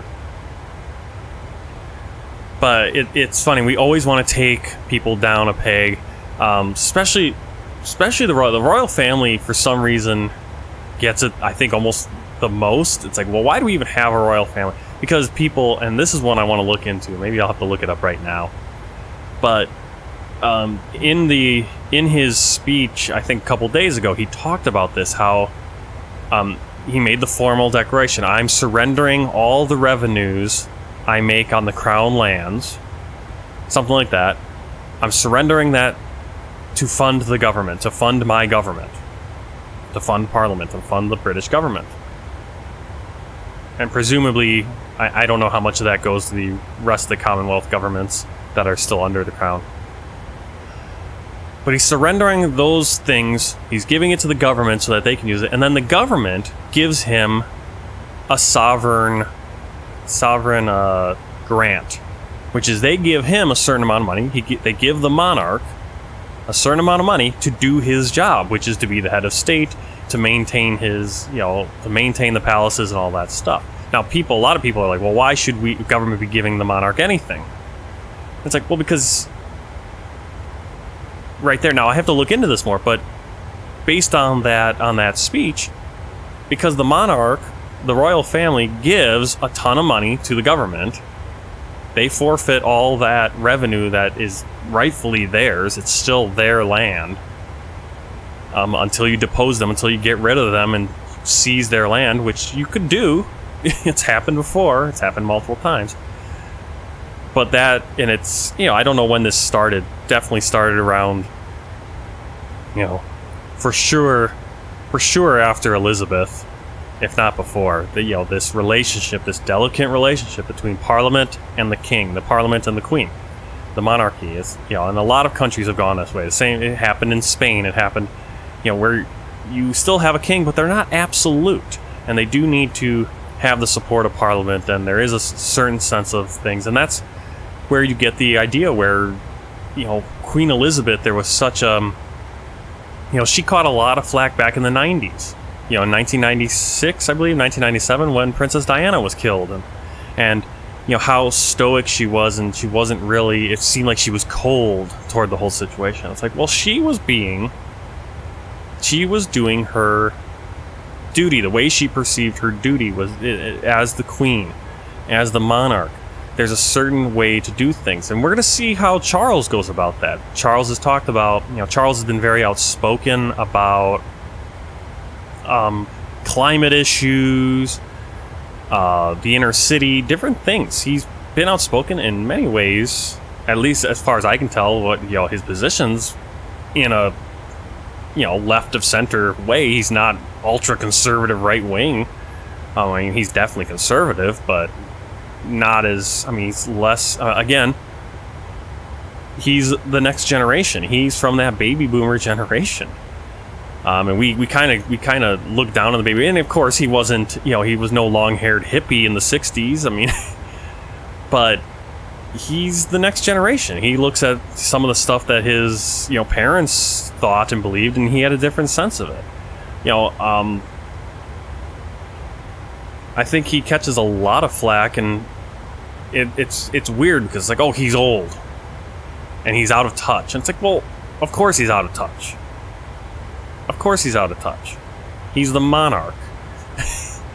The king. I'm sorry. There's very few kings that are going to be in touch. And to act as if any of our leaders in free countries, or quote unquote free countries, or democracies, or republics, full on republics, are any more in touch than a monarchy.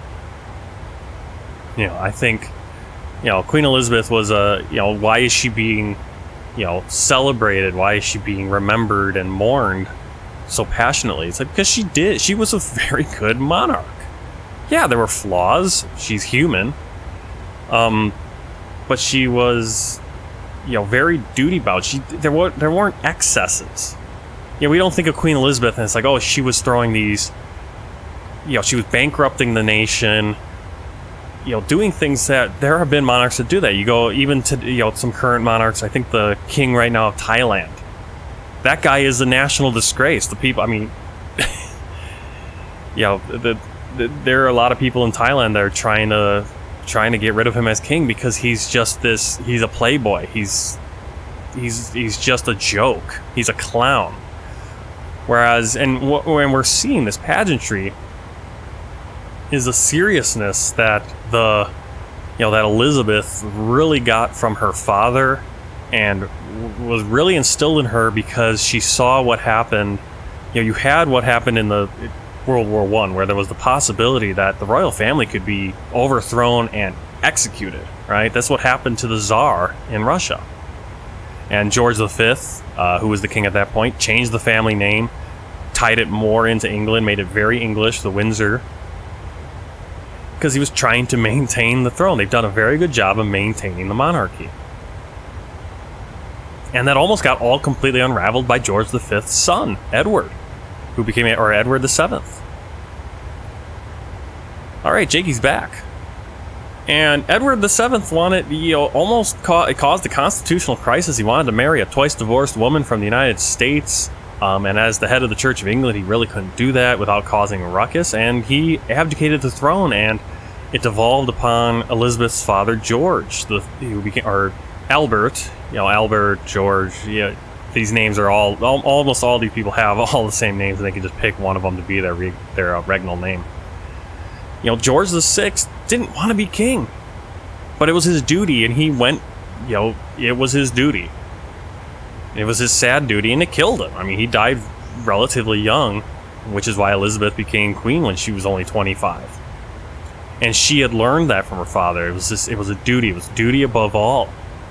You know, to the point, sometimes it was duty above family. And, you know, and there's been, you know, I think this generation, you know, her children, it's been much more controversial.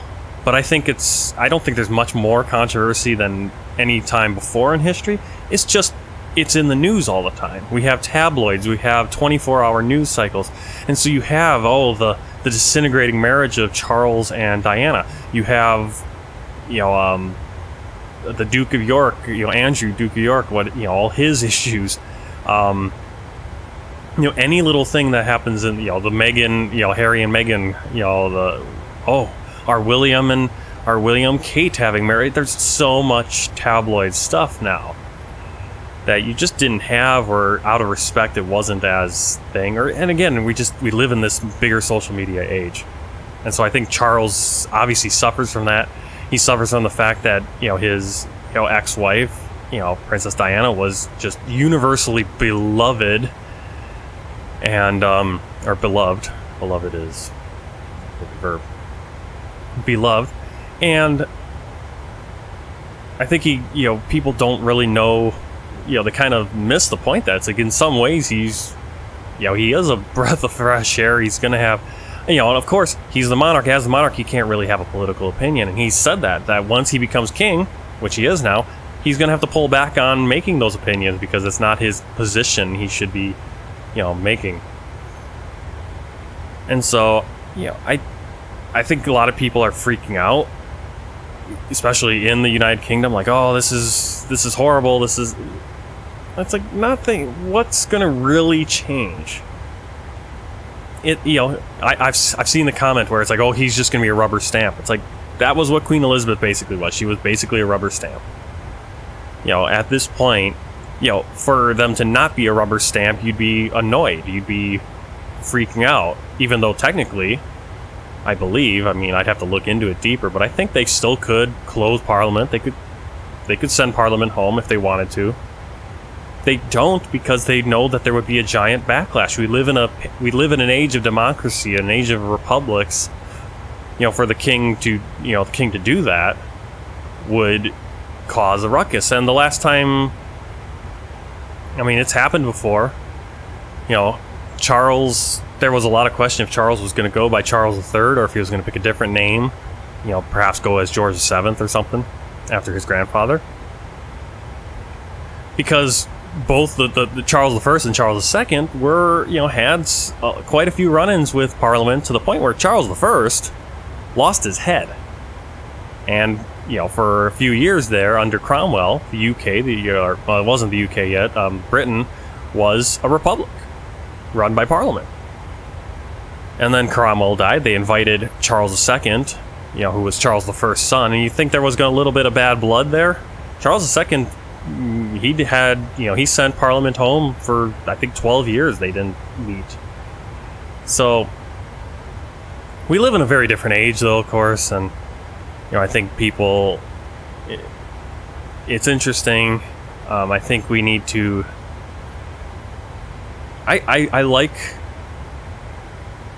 the it's cool that there is still a monarchy, and I think, you know, for all the bad things monarchy has done and the flaws that are involved in it, I think you look at the British monarchy and you look at the way it's set up there. It's on a day-to-day, how much does the king affect anything? Not really. And that's, you know, and again, that's where people say, well, why are we paying for them? Why are we paying for them? That's like, well, you're really there. Again, I have to look into this more, but there's, you know, the royal family, the king grants, surrenders all his revenues to the government, and the government gives them back a certain amount, you know, an allowance, you could say, a grant, to be able to run. It's like, it's the least they could do. It's like, he is giving you until you depose him and seize his lands, you know, seize the family's lands, because they are their traditional lands. It's their stuff.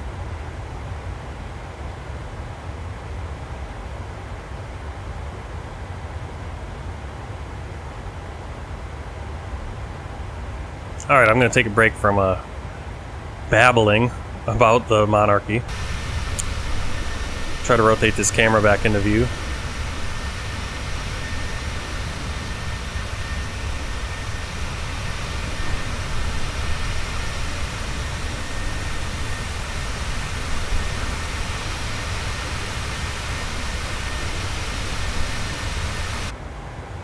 Right, earlier while I was babbling, I turned off the fuel pumps for the center fuel pump. For the center tank, we have 0.01 kilos. That'd be, what, 10 kilograms of fuel in there? So we could have burned that off, but not a big deal. Double check, I think we put the landing gear into the locked position, the off position. Did not want to do that.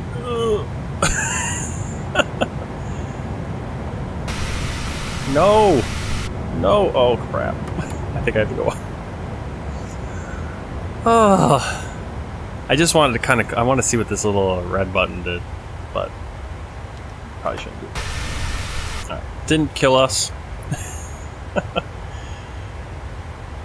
Alright, so we're coming up on Sudsta, our second waypoint. This is a long flight that we've only caught this second waypoint. Next one's going to be Bravo Charlie Alpha. That is going to be the city of... Let me just double check what that is. Bahia Blanca.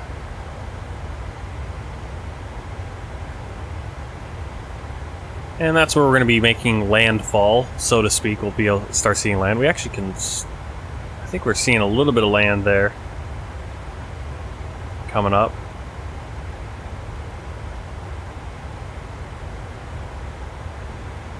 Alright, Jakey, what kind of dare do you got? Not promising that I'm going to do it, but what kind of dare do you got? I'm not big into dares.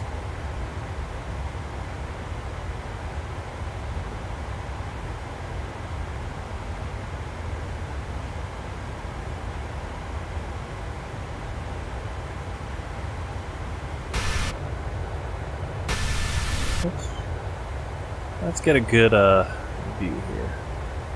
There we go. We'll go with this view. We'll start seeing the land off to our left eventually.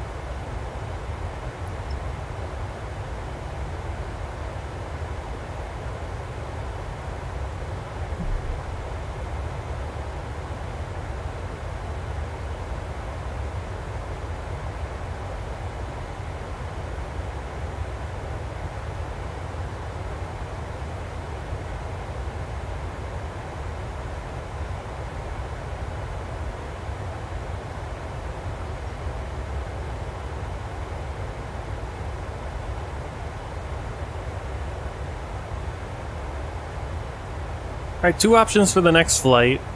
One's a little longer than the other, I think. We have... Let's see what I got. Alright, so we have flying from Córdoba, Argentina up to Asunción, Paraguay. And that flight looks like it'll be about just under 2 hours, and that'll be in the Boeing 787-10 in the X. And I'm guessing probably won't do that flight next, but maybe. And then the other option is we can do the flight from, we do our US tour flight. Those are the two flights I have set up right now. US tour flight is Mobile, Alabama to Memphis, Tennessee, FedEx, cargo flight. And that should be, I'll throw it in the sim brief here to see what it gives me, but it should be about an hour.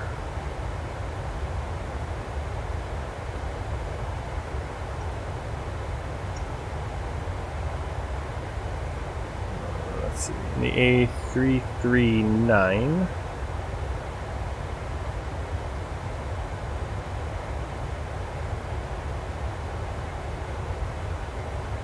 Oh, that one's about an hour and a half too, so both of them are about the same length. give or take a few minutes. Argentina 9er. So you guys let me know which one you'd like to see. Proceed direct Bravo Charlie Alpha, Argentina 9er. Alright, so I can't talk. Proceed direct Bravo Charlie Alpha, Argentina 99er. Proceed to that VOR, Bahia Blanca.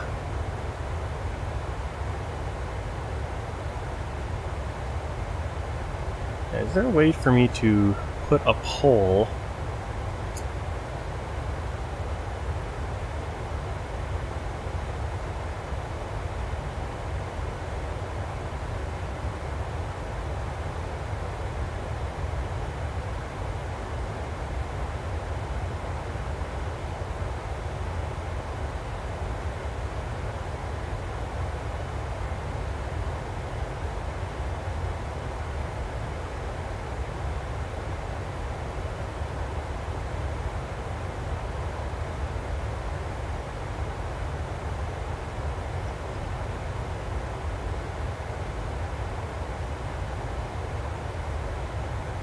Alright, I gotta step away for a moment. I will be back in just a few.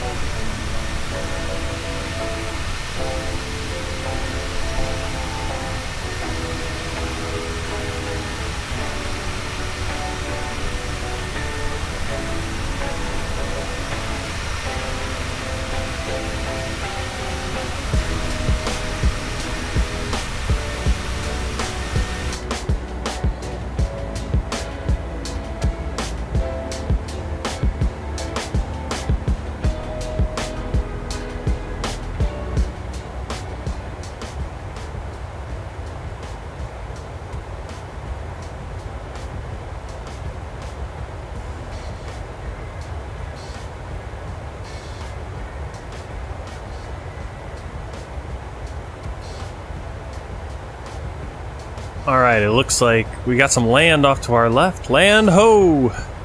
Land ho! Let's see that off to our left. We're gonna see the. It looks like the closest city is EGYP.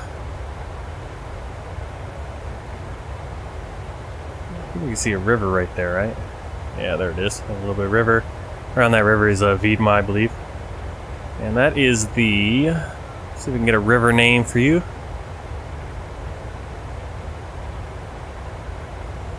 Doesn't look like I'm going to get a river name. So many maps and so little information.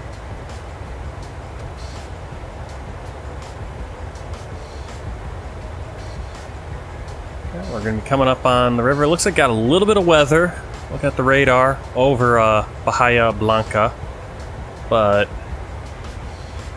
I don't see anything in front of us yet. And we should be above it.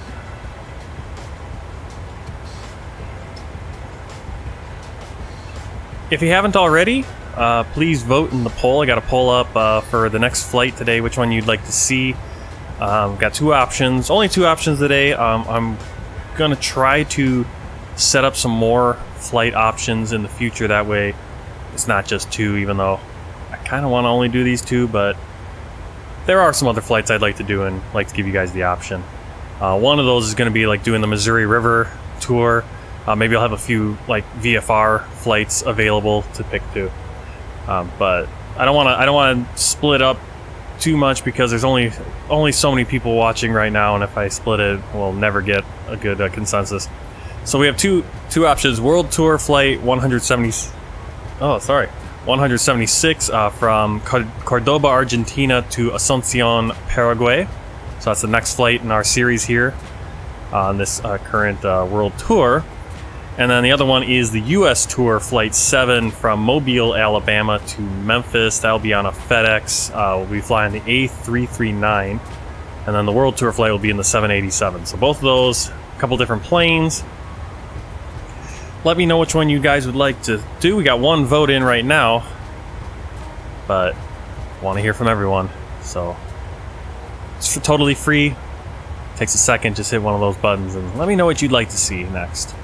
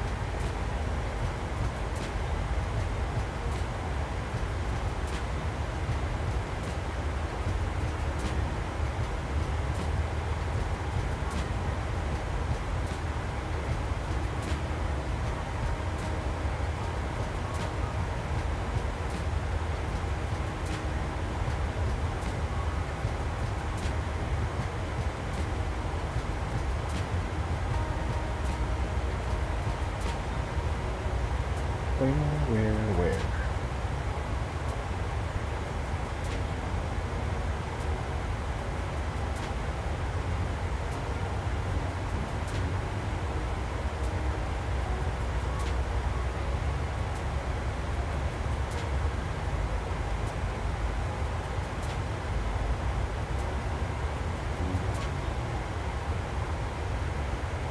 Okay, so that was the Black River behind us, the Rio Negro. Right there. divides the Rio Negro province and the Buenos Aires province. So we're now flying along the Buenos Aires province, which obviously is going to include Buenos Aires on the far north end. We're going to be crossing over Bahia Blanca on our way to Córdoba. So we'll be a little bit northwest of Buenos Aires. We're not going to fly into Buenos Aires on this world tour, but I'm going to have to set up a flight at some point. Just a random flight from Buenos Aires or into Buenos Aires, because major city and we're missing it somehow on this world tour, but just sometimes that happens.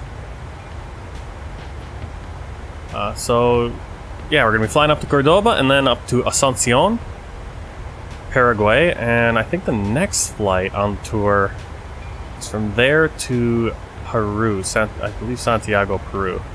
No, not Santiago, Lima, Peru. So that'll be that's gonna be a long one.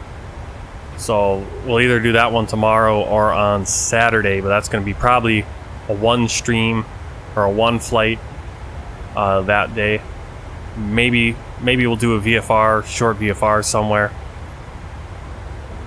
But yeah, a couple long ones. But then coming up, all of our flights are under 2 hours. Quite a few of them are just around about an hour. Probably the longest one I got coming up that I'm looking after that flight to Peru is going to be 2 hours 20 minutes, and that's from Nicaragua to Cuba. Otherwise, everything's sub 2 hours. And yeah, we're going to have a stretch here. We're going to have quite a few shorter flights, which will be nice. I kind of welcome it. Every once in a while you want the longer flight, but you do, shorter flights are nice too. Get that landing and get more practice landing and taking off and seeing different places on the ground. Long flights are also nice. Build up those hours, build up the mileage.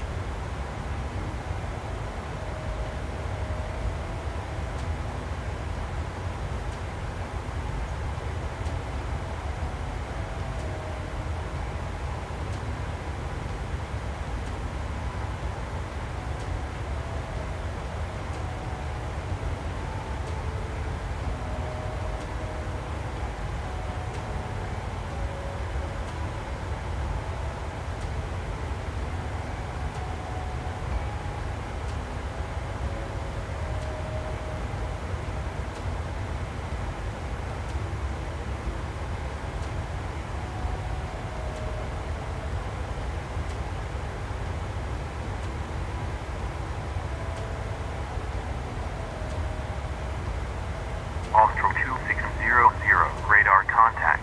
Maintain flight level 240. Maintain flight level 240, Austral 2600.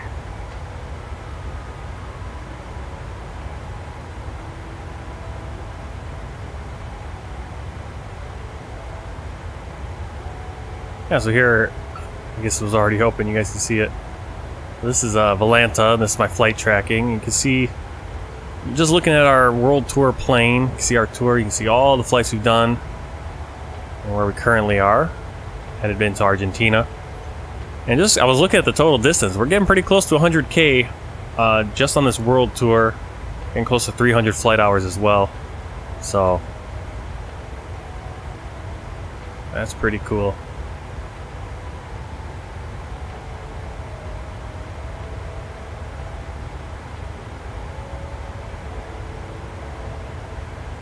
We're back on some land, not on some land, but Argentina off to our left. Coming up on the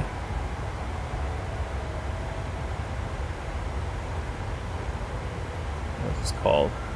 Bahia Blanca. So I guess it's Blanca Bay. That's what I would assume that is. And then the city of Bahia Blanca right on there. Right up in here, we're going to fly over that. That's our next waypoint, the VOR. We're going to take a little bit of a turn, course correction, headed up to Lima Yankee Echo VOR.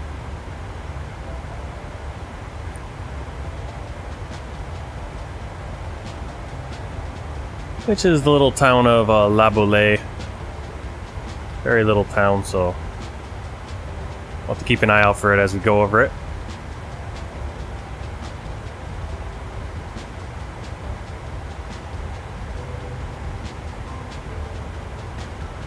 Again, the poll is open, so please vote in it for the next flight of the day.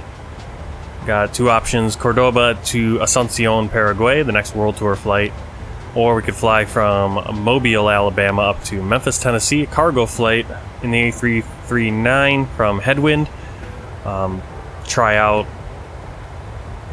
I think I figured out how to use GSX with the cargo planes. It's not perfect because it can't control all the doors, and so they do push the cargo through a closed door. But I think if you can, it roughly works. I don't think it technically is not one of the supported planes, so. Tango Romeo 1 Quebec, arrival Alpha November Golf Echo Mike ILS Zulu approach runway 17 left. Report when ready for descent. Expect Delta Oscar Tango Romeo 1 Quebec. Oh, I didn't know Austral. So right now, Austral flight 2600 is Report when ready for descent. Austral Q600. Is talking to ATC. Q600. I didn't know Austral flew over.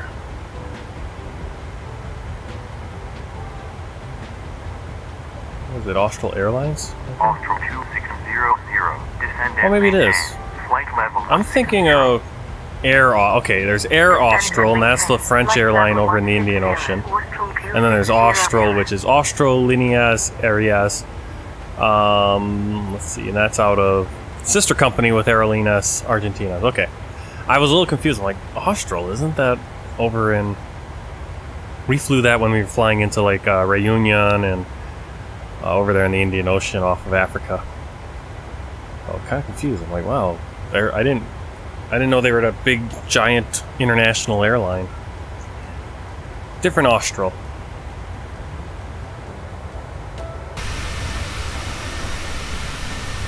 My drone camera keeps tipping over.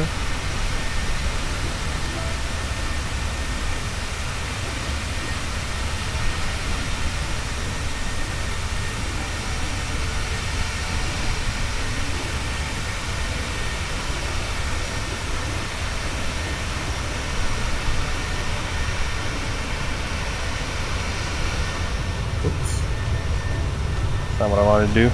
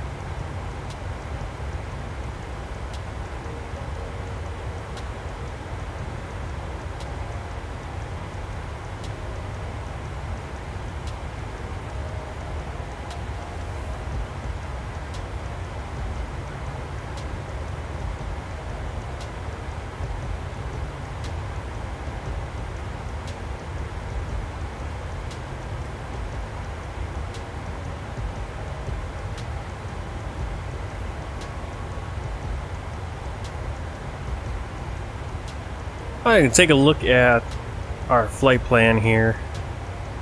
And we're gonna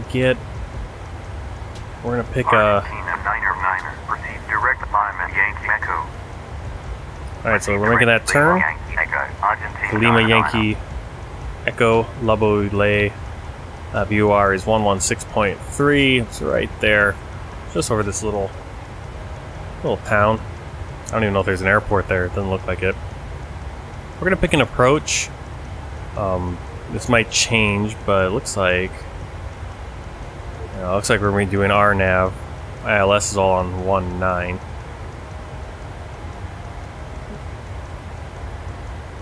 I don't like this runway setup. Like why they're giving us that short runway.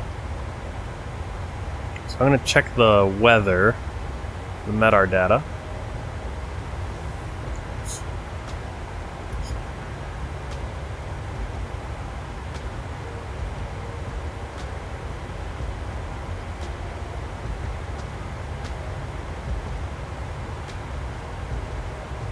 Alright, 17 degrees in...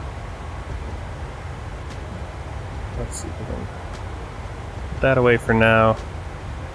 Bring up our MEDAR data. So this is medar-taf.com. We're looking at Sierra Alpha Charlie Oscar, Ingeniero Ambrosio Taravella Airport. 17 degrees. You can actually look at the raw data right here. So this came out at 12, or this is the 12th, September 12th, 1300 Zulu, which I think is 8 o'clock. Yeah. So about 48 minutes ago. It's a little out of date. We got variable winds at 3 knots. 7,000 is our, I think that's the ceiling.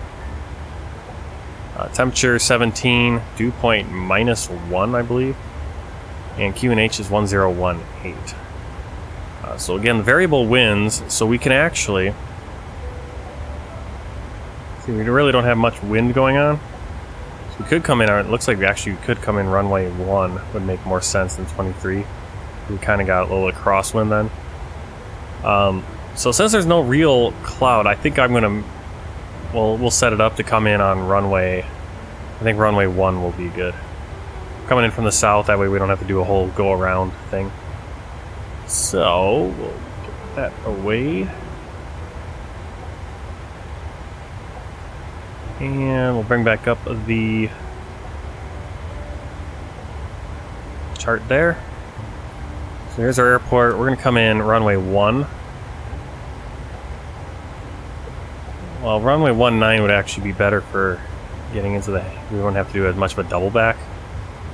So maybe we'll do runway 19. Let's see. Caution, birds in vicinity of airport. Two-way radio required. We have that.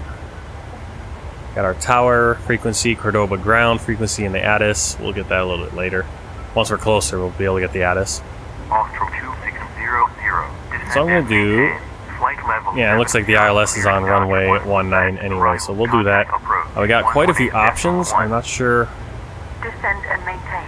Flight level 70. Clear dart 1 Quebec arrival. Contact approach 118.1. Austral Q600. So this is a pretty cool feature. You can actually show a visual overview. Since we're on runway 23, we can change it to... change it to this one. Now it's going to show me all the... Nope, it's not going to show me. Alright, let's do that. Now we can see all the... I think it'll show me all the ILSs. There we go. Alright, so we're coming in from this direction. So we have the RNAV runway 19 would probably be the best. Actually, we're probably going to want to come in on ILS, X-ray. So then we get this little loop. And then come in. These... Yankee would be if you're coming from the north directly. Another one we could do is the orange ILS whiskey, because we go all the way into the VOR, then come out and do that. I think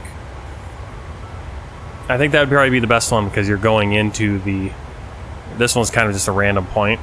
So we'll do ILS whiskey. So I think I can just... Can I click on it? No. Oh, here's my, I can actually switch it right there. So we're gonna go and do ILS Whiskey. I think Charlie Bravo. There we go. Charlie Bravo Alpha is the VOR at the airport. Get a nice flyover of Córdoba, and then we'll kind of spin around, come out the other side. Take a look at the chart. I don't think we have any arrivals. We actually might. No. So again, pretty cool is that you can actually see the different routes. So here we were coming into runway. Salvador Rivadavia Center, Argentina 1624, inbound. Bravo, India X-ray, India Mike. At flight We level could actually do 330. this. I don't know why this is a runway 5 one. Argentina 1624, radar contact, maintain. Flight level 330. We don't really need one because we are just going to do that, but these are different ways. Stars. I don't know why those are all considered runway 5. That might be just wrong. Yeah, it looks like we technically could do like Sime 1X. That would bring us in.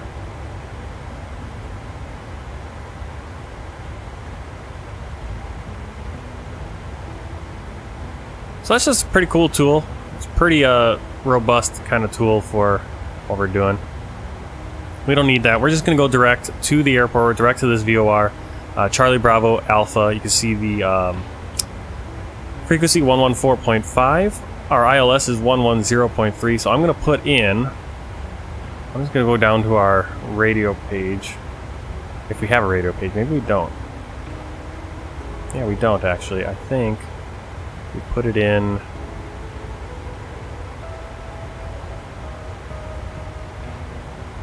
Data?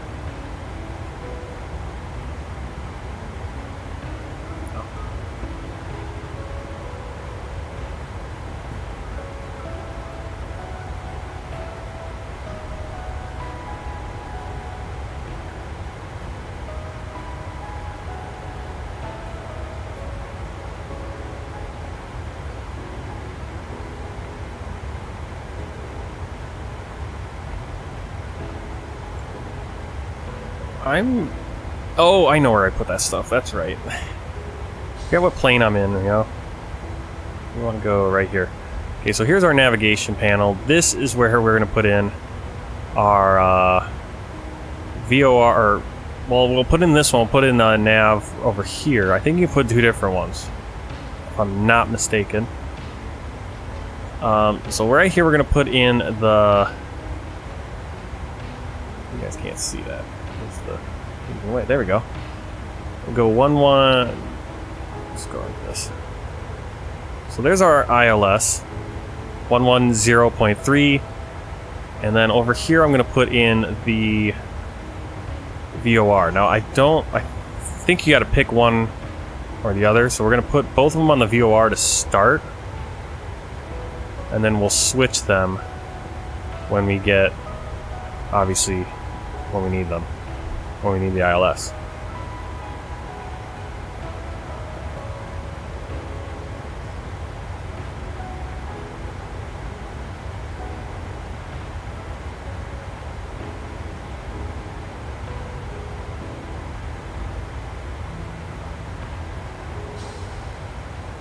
So I'm going to put this into the flight computer. Wrong flight computer. This one.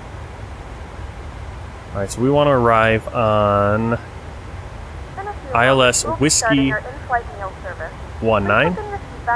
Transition Charlie Bravo Alpha. No stars. So for some reason there's no stars for this runway, even though it feel like there is. But we'll just put that in. We'll check the legs. We have a discontinuity, so we'll just go Charlie Bravo Alpha, move it right there, execute. Everything's good.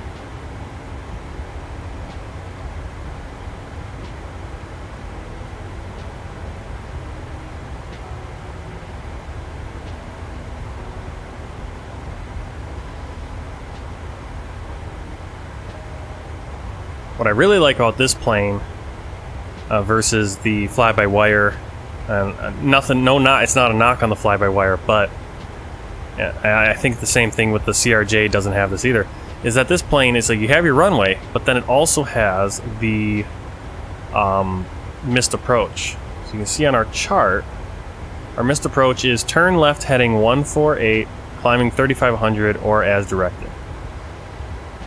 So there's that 148, climb to 3500.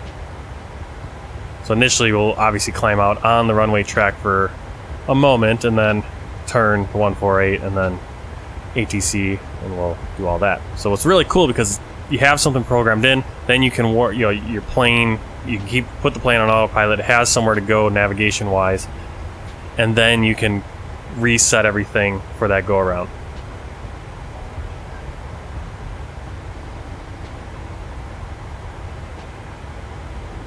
The Airbus, at least with the fly-by-wire version, it's a little bit more manual. You're flying out and you have to kind of, oh, I gotta get my heading in here and do all that.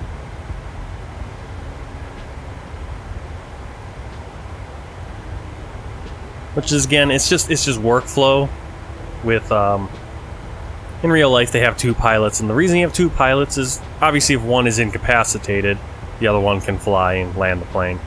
But it's also for workflow, especially on landing.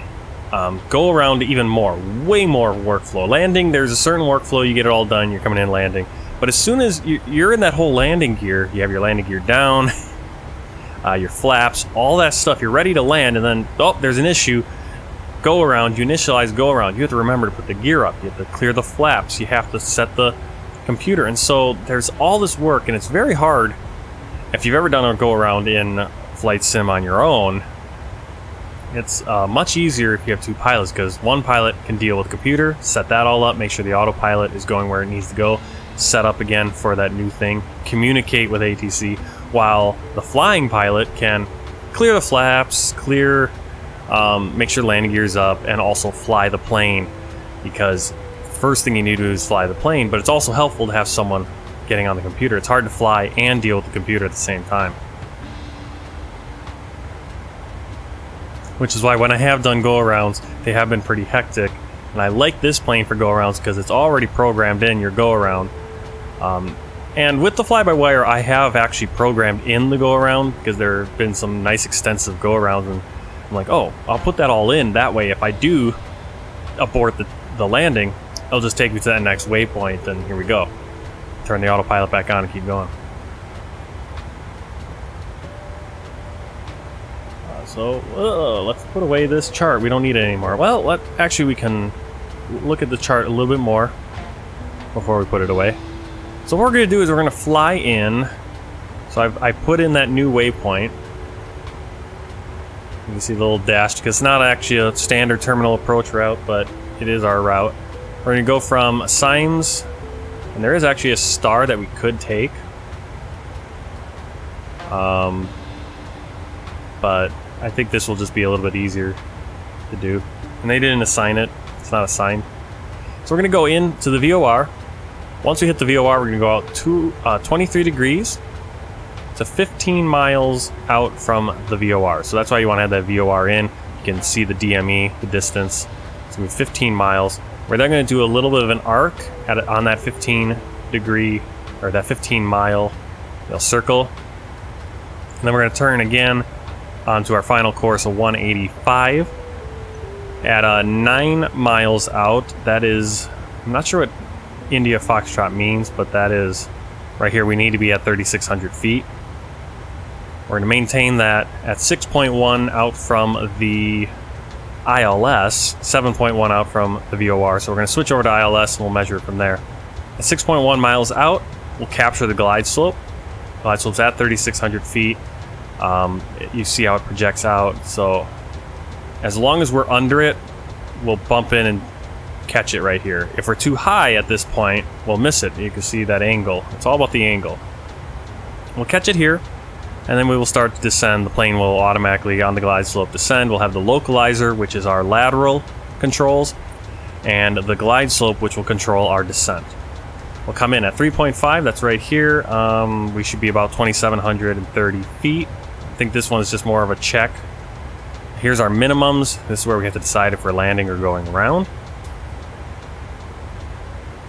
And our minimum is 1,804 feet, which is 200 feet above the runway.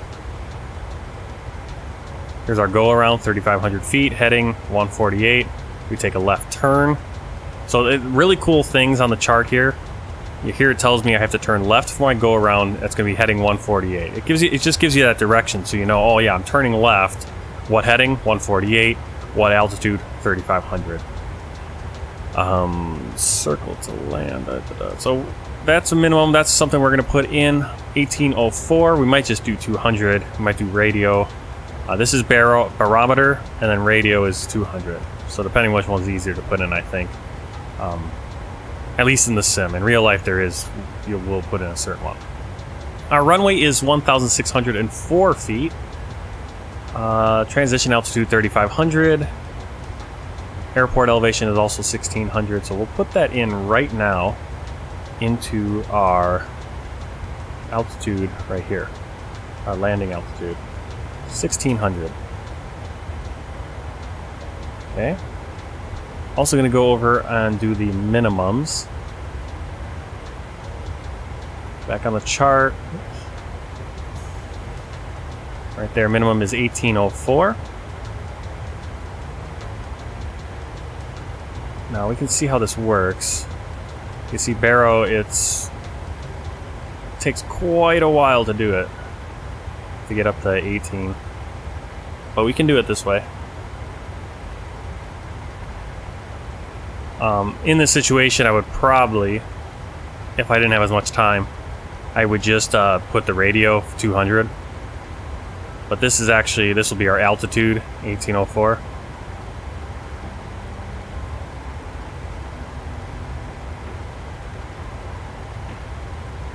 You'd think they would just put like a punch pad or something for this. That's at this point. It takes so long to.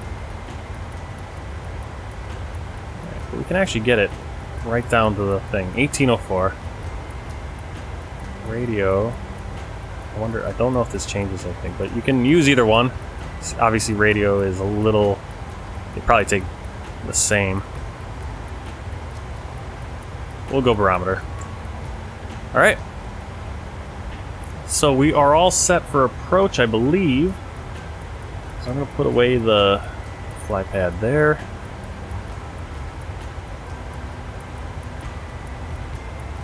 We have our VOR in.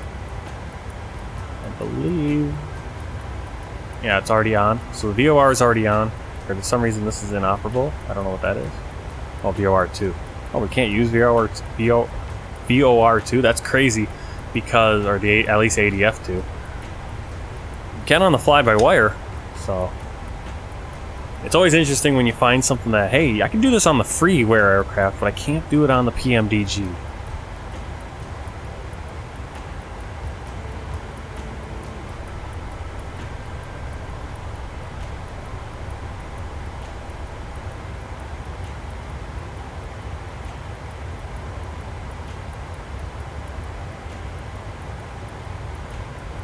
So I've already lightened up a bunch of the workload, because usually you do a lot of the descent stuff about 30 miles before top of descent. We're still quite a ways out. And some things will change. Like I didn't put in the our barometer yet. You can actually put it in ahead of time. I love that on the Boeing. I don't know if the fly-by-wire or the A320, like if the Phoenix can do it. I know I can't do it in the fly-by-wire yet. And I don't know if that's a feature on the Airbus, but it's kind of nice to be able to put that in, and so then when you hit to go to the ground, pressure it just automatically is in. You don't have to scramble to switch it to where it should be. Auto brakes will probably go 2. We have a 10,000 foot runway. Yeah, 10,499 feet, 3,200 meters. So we should have no problem on that. So I'm going to put in the final course while we're up here, 185. It's our final ILS.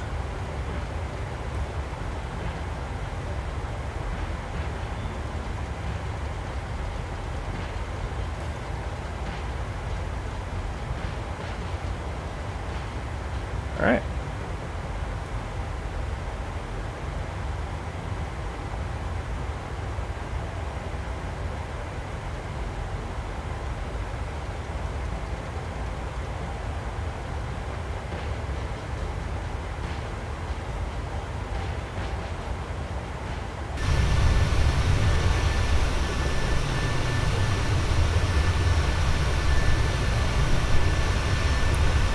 You'd almost think we were flying over Kansas or Nebraska right now.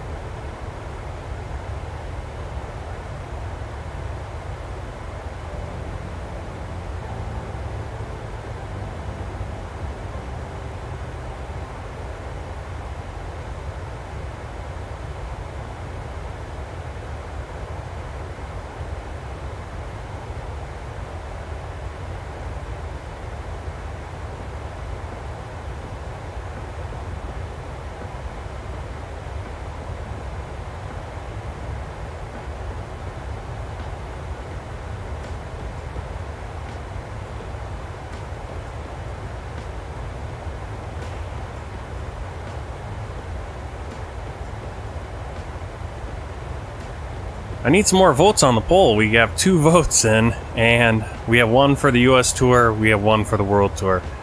So that's basically leaving it up to me, and now I'm a little split. I'm leaning. I have one way I think I'm leaning right now, but I'm good either way. Hey, Spicy. I'm gonna say spicy. Let me know. I think you've been here before, yeah? Welcome back. If not, well, welcome. I got a poll up for the next flight, so it'd be great if you could vote in that. Which flight you'd like to see next. You can either do the World Tour flight, which is from where we're going to be landing pretty soon in Córdoba, Argentina, up to Asunción, Paraguay, or we could fly from Mobile, Alabama to Memphis, Tennessee on a FedEx cargo flight. Alright, awesome. Well, welcome back.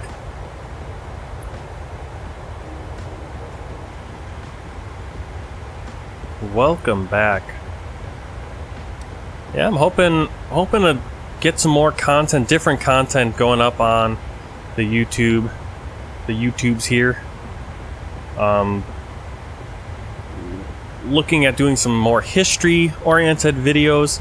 We're still going to do the live streams for Microsoft Flight Simulator, and hopefully at some point, maybe in the future, I'll get it set up that I can just jump over and do a different game too. Maybe do some other games.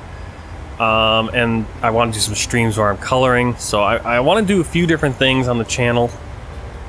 Obviously, your guys' support is going to determine how much I can do. But right now, yep, we got the streams. The streams are scheduled out, going live 6 a.m. Every time I have a day off. Tomorrow we'll be flying at 6 a.m. And Saturday this week, Saturday 6 a.m. Sunday again, we'll do like an afternoon, a flight in the afternoon sometime. And then I'm hopefully going to be working on a YouTube video that will come out sometime on the weekend, I'm hoping.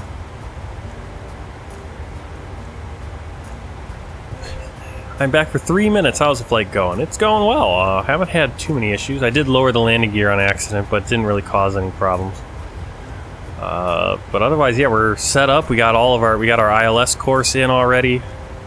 We have our heading. Well, we have our current heading. We've done the briefing on our go around.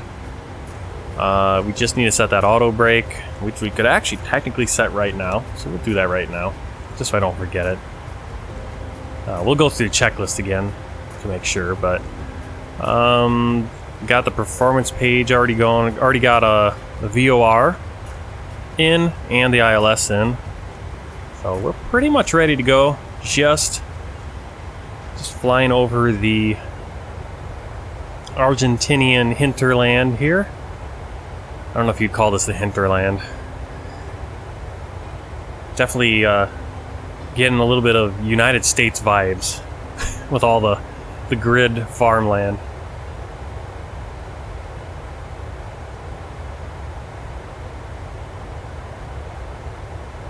Flight's going well. I have a poll up, so if you haven't voted already, Sasha and Spicy, do vote. Let me know which flight you'd like to see next, which flight you'd like me to do next today. We have 2 flights. We have the next World Tour flight, or we have the US Tour flight.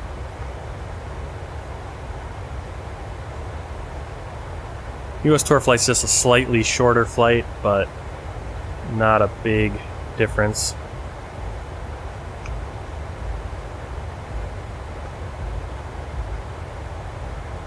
Awesome. Spicy's already voted.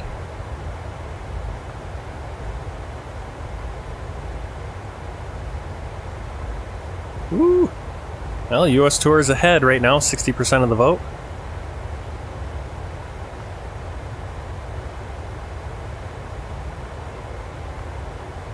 I'll kind of keep it going the way we've been doing it, doing a World Tour and then a US Tour.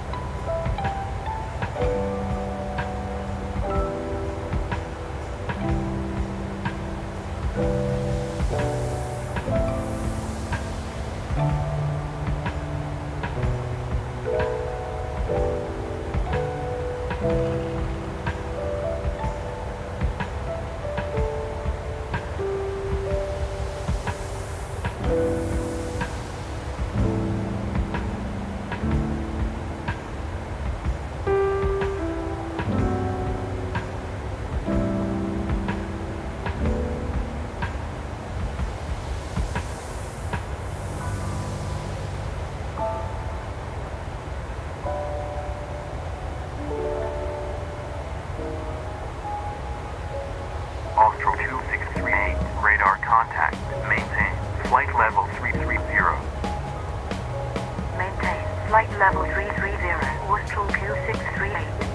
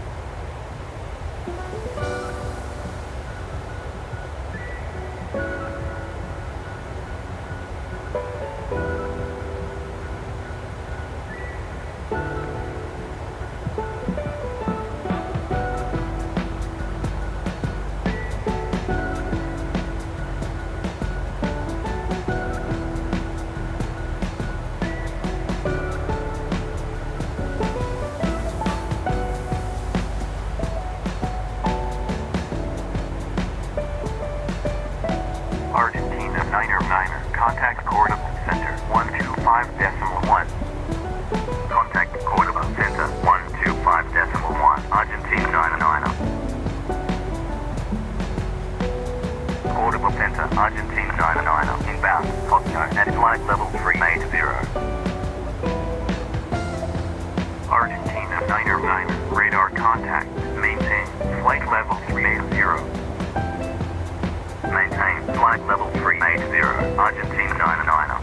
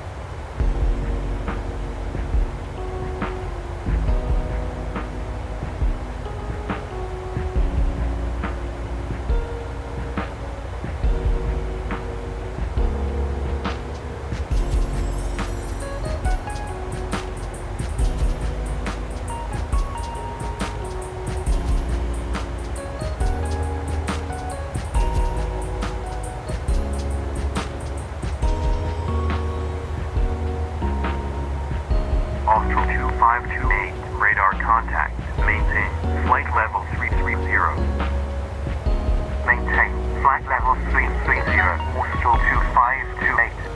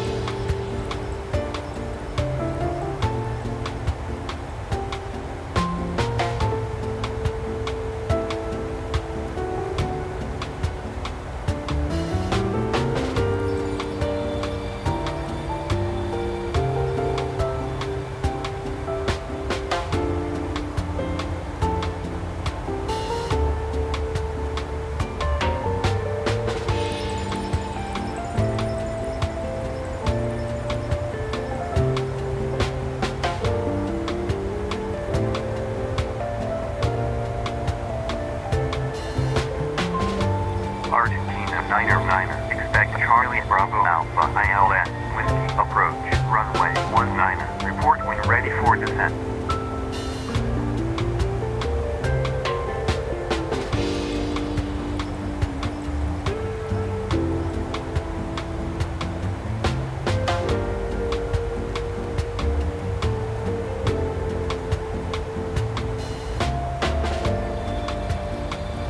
Charlie Bravo Alpha ILS Whiskey approach runway 19. Report when ready for descent. Argentina 99. Austral 2528. Expect Delta 118 Oscar ILS X-ray approach runway 19. Report when ready for descent. Argentina 99. Ready for descent. Expect Delta 118 Oscar ILS X-ray approach runway 19. Report when ready for descent. Austral 2528. Austral 2528. Ready for descent.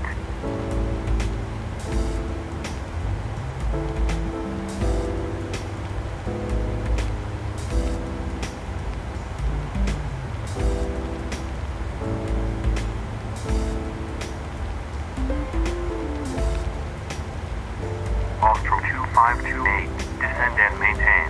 Flight level 270. Descend and maintain. Flight level 270. Austral 2528.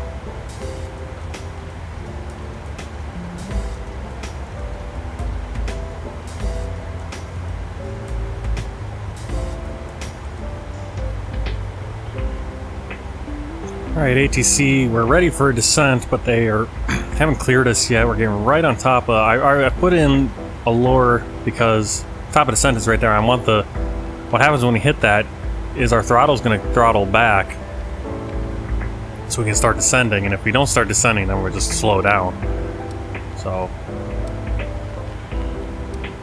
We'll see. We'll see what they do.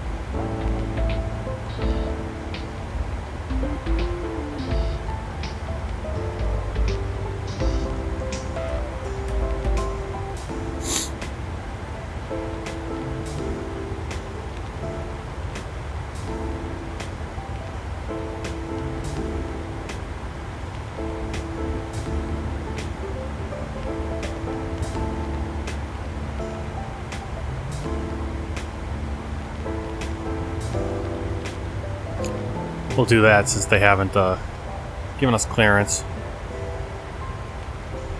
So the way you can do that, you can change your future flights. Just slash. Obviously, if you want your speed in there too, we got a speed limit for some reason. But you can. There we go. So now we can go 290. Descend and maintain. Flight level 290. Argentina 99.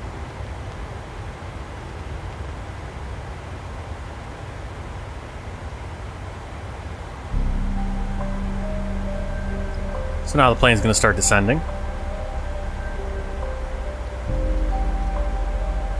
assist with customs at our destination, flight attendants will begin handing out forms momentarily. Please review and complete each form and use them with you for presentation upon arrival.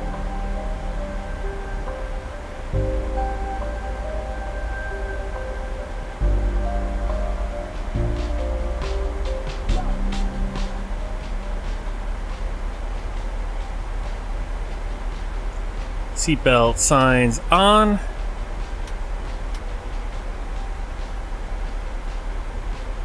Austral 2528. Descend and maintain. Flight level 180. Contact Córdoba approach 118.3. Descend and maintain. Flight level 180. Contact approach 118.3. Austral 2528.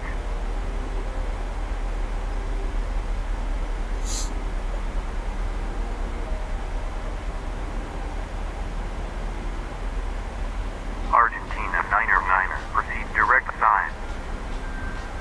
Proceed direct sign. Argentina 99.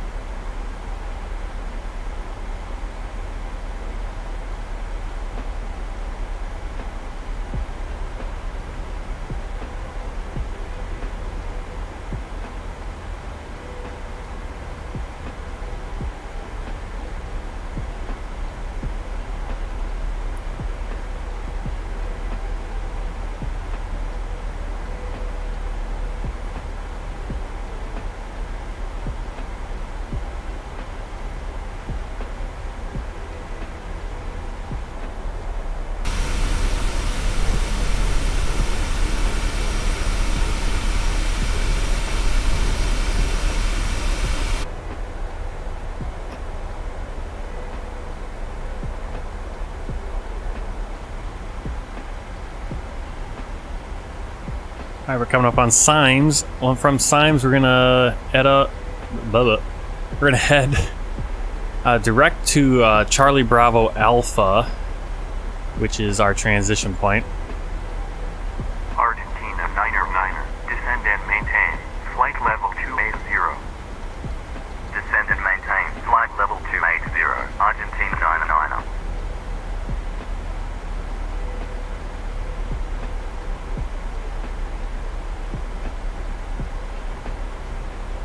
We're gonna make a turn here, and we're gonna head towards the VOR. So we're coming up on Oliva, where Symes is over. We're just gonna follow this highway, and we're actually directly following some, I don't know what street that is. That's a pretty interesting, kind of just right down a railroad or whatever that is. Old highway. So much like the United States in that way. All these towns right on it. Into the VOR. 9er, proceed direct Charlie Bravo Alpha. Descend and maintain. Flight level 190. Contact Córdoba approach 118.3. Proceed direct Charlie Bravo Alpha. Descend and maintain. Flight level 190. Contact Córdoba approach 118. Our speed is coming down as well. To 2. I don't know why it's going down. It just keeps going. Approach, Argentina 9er, at flight level 280, descending, flight level 190. Argentina 9er, radar contact, continue descent, flight level 190. Continue descent, flight level 190, Argentina 9er. Argentina 9er, cleared Charlie Bravo Alpha. Yeah, you see this highway. We've got a highway off to our right, it looks like. And then we have this road that goes, you know, probably an older, you know, at-grade highway going through all these towns. Just like in the United States, you have the, like, you know, old Route 66, and then you have the interstate off this side. So very similar. There's Córdoba right in front of us.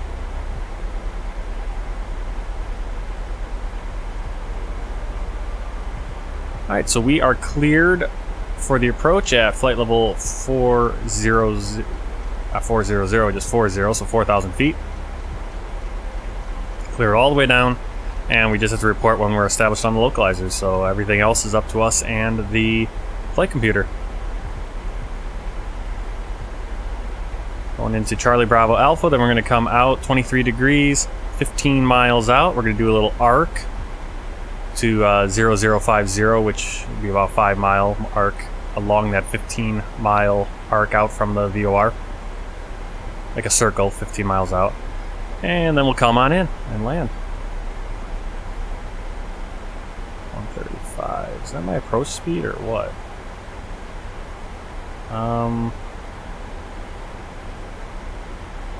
See, the speed actually changed as we're getting closer. ILS is already in there, 110.3. We have that also in the nav right there. Course 185, 185, 185. We'll switch over to ILS. We have to remember to do that. Once you can see the VOR, we're lined up right on the VOR to go in. Now, once we're at the VOR, we'll switch it over to the ILS. And there's our course for the ILS. Also the course for the VOR, I have it set. We could actually technically set on 330 or whatever, but we don't need to do that. If we were doing a VOR, it'd be a little bit different of a... But I'm just using the VOR as a backup and kind of our aiming point here, if we needed it.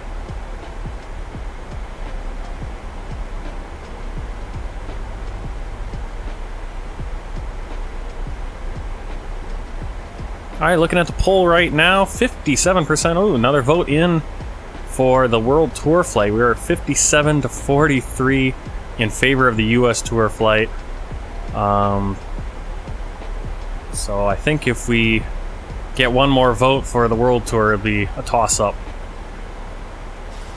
So that's still open. I'm going to leave it open until we get to the end of the flight. So you guys let me know, but I'm preferring the US flight just because it's slightly shorter.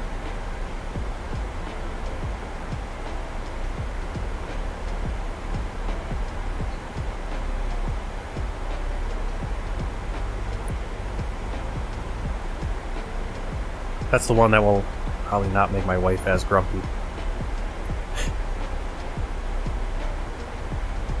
Once we finish that second flight, we're gonna be getting out of the house, going over to the Asian market, going to the Chinese, the Szechuan restaurant, and doing a little bit of a Mid-Autumn Festival celebration. Wife really wants to get some moon cakes and wants to go eat the lunch special, get some Chinese food.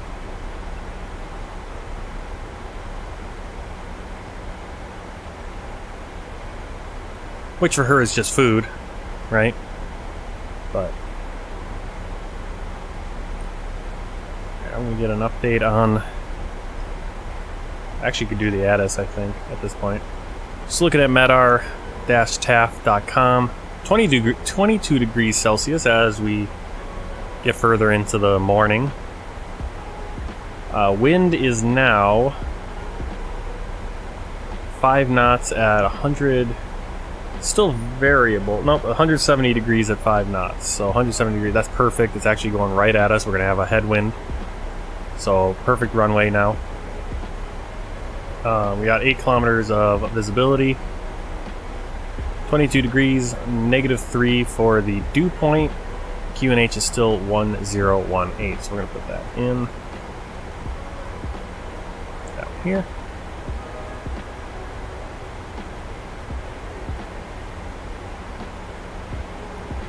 But even this one is still, every time I check the MEDAR, I'm always 48 minutes after it came out. So another one's going to be coming out probably in just the next 10. We'll see if we have time, if we need to change anything. And actually check the ATIS, I believe. Do we have one? No, we don't. Or we're not, at least not in, we're not in a range yet here on FS HUD. There's Córdoba. It looks like we're getting a little bit of fog.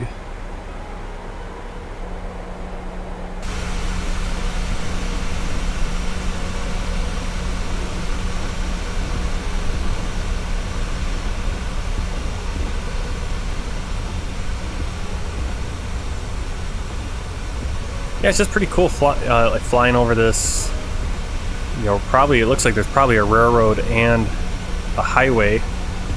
We're kind of going through all these towns, they're Main Street, and you have off to the right, looks like more of an interstate kind of freeway going into Córdoba. This is pretty cool because it feels so American, and I mean, it is South American.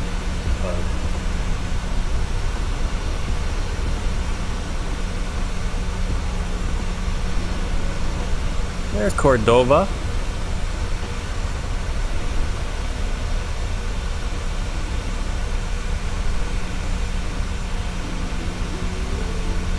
Yes, we're flying over Highway 9. We're right along Highway 9.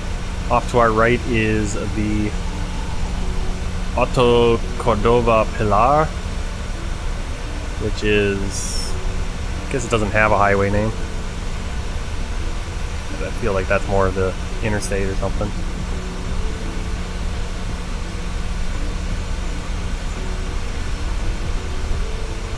Big difference though is that the interstate system bypasses the city completely. You see, it makes a nice loop all the way around.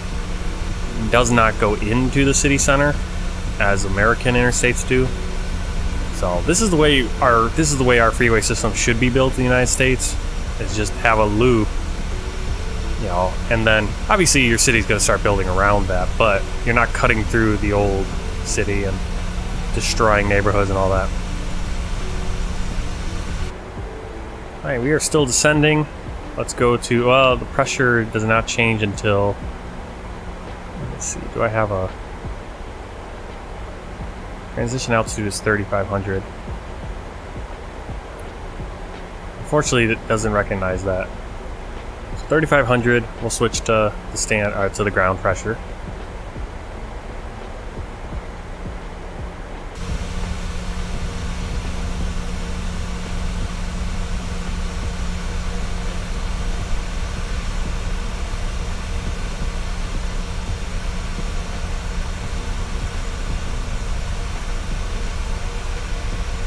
Córdoba. We're on the river that runs through there is the Primero River. Looks like it actually splits off once we get past the downtown.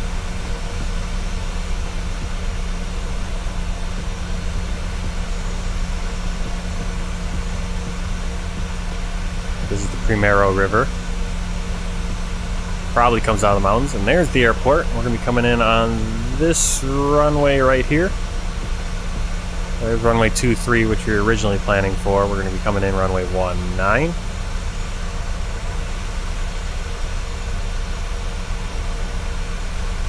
Let's see, Córdoba. Let's see if we can get some facts about Córdoba. Córdoba is the capital of the Argentine province of the same name, Córdoba.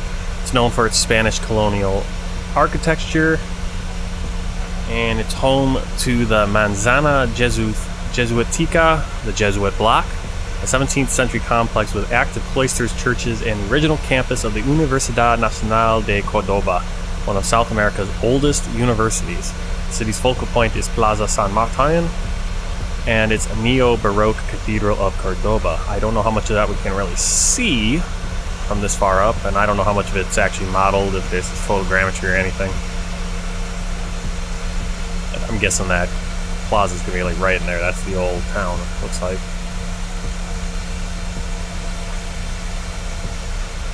I might have to bring that back, you know, after the flight, doing some fly arounds in town, maybe.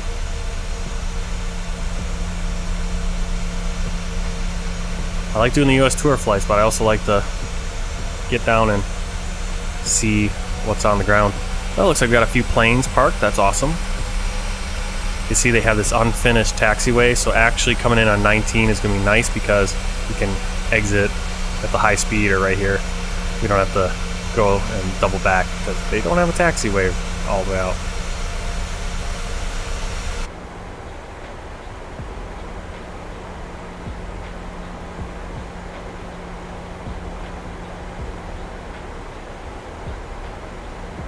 We are slowly descending. I feel like we need to be getting down quicker. Alright, above 5,000. And then on the chart,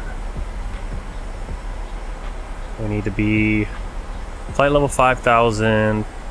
At 9 miles out, we need to be 3,600. So we should be good because we have all this way to get down to 3,600.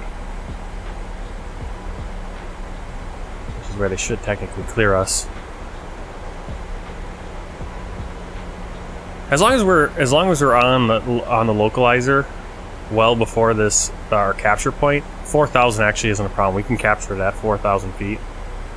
That is possible.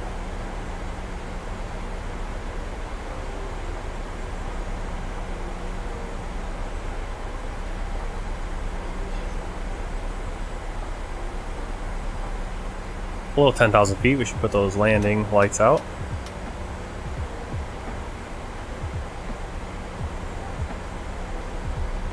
Alright, running through the checklist. This is not an official checklist, and not really even a checklist, it's more of a flow procedure. We got the departure arrival in. ILS frequencies in nav 1 and nav 2. Let's do that. Course is in both course selectors. We're also going to set the heading in here. Right now we're on 2-3. Speed brakes, flight detent. Altimeter adjust under 18,000. It's actually under whatever the transition altitude is. Landing lights on, runway turn off lights on, spoilers armed. 528, wind 260 degrees at 4 knots. Flaps lower as indicated. Alright. Clear to land 19, Austral 2528. Alright, let's see if I can land. I'm going to be trying again with my left hand. I've moved to I flipped my joystick around. I didn't put the little thumb rest on the right side, so it's just a smooth stick now, but it's on my left hand side. That way I have my right hand open for use on the mouse. So then I have to kind of use everything's a little backwards. I kind of need to reset a few things. Might be some better buttons, but it's a little strange because I think the throttle is designed for left hand, but now I'm trying to use it with the right hand. So that's the one drawback, is that this flight stick from Thrustmaster, you can switch it between left and right. You can see I have this on the bottom. I can't get this flipped around for some reason right now. I can't get the screws out. But there used to be a thumb rest on this side. You can actually get rid of that if if you don't want to be using it right-handed, but you want to use it left-handed. I didn't put the other one in, that way I can just kind of flip both. I get more of an ambidextrous stick now, I can use it either way. I'm going to try to land left-handed. I haven't been very successful at that, but it'll definitely be more realistic in the Airbus, for sure, sitting in the first seat, because your stick is on the left now. What would be really great is to get a yoke system and everything, that'd be even better.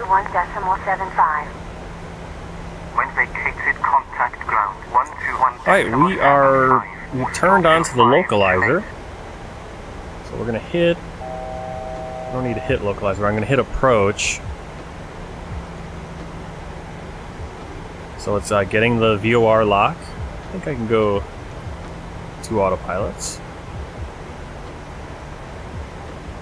Alright, we have the localizer. Argentina 99er, established on localizer.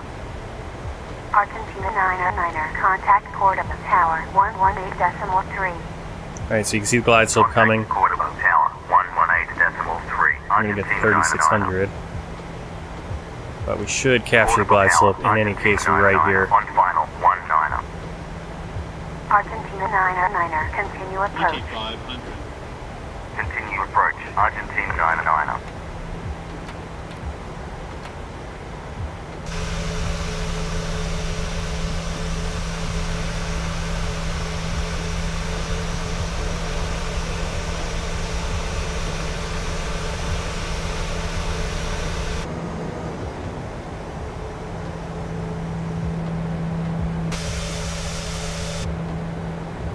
I don't have a behind the wing view.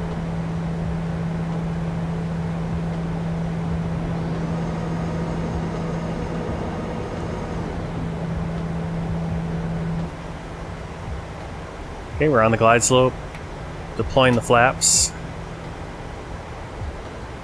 getting the speed down.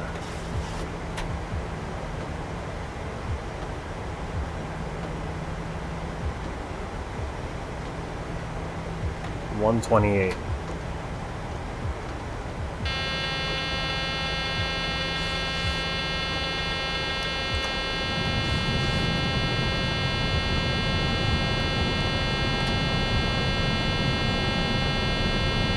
Coming in a little fast. Argentina 99er, wind 260 degrees at 4 knots, clear to land 19er. Why can't I turn off that warning? Cleared to land 19er. Argentina 99er. 1000. Landing gear is out. There we go.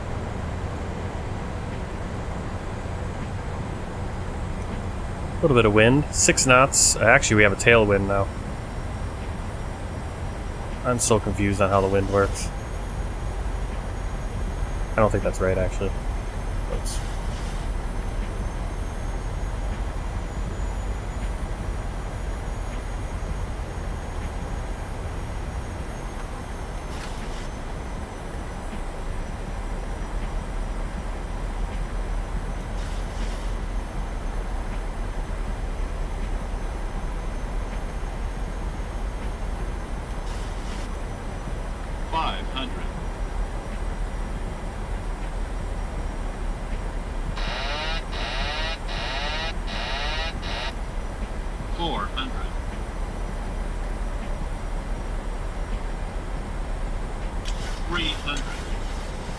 Glide slope, glide slope, glide slope, glide slope, glide slope. Yeah, I don't know why it started dipping so much. 200. Minimums. Not the best glide slope. 100.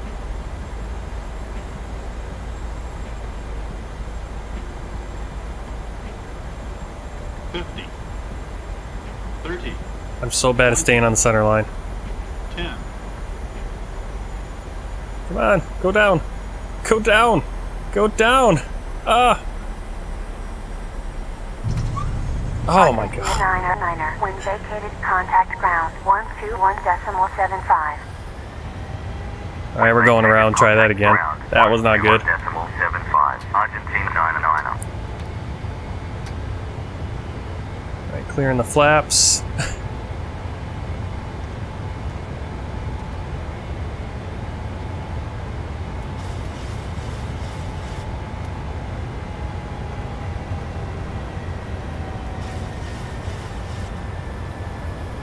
Córdoba ground, Argentina 99er, runway vacated with Alpha. Argentina 99er, taxi to gate 5, via Alpha. No, it went around. Taxi to gate 5, via Alpha, Argentina 99er.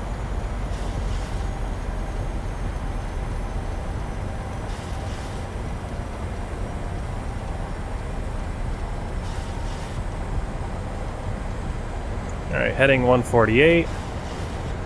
And 1,000. Sync rate. yeah, why are we going Sync down rate. here?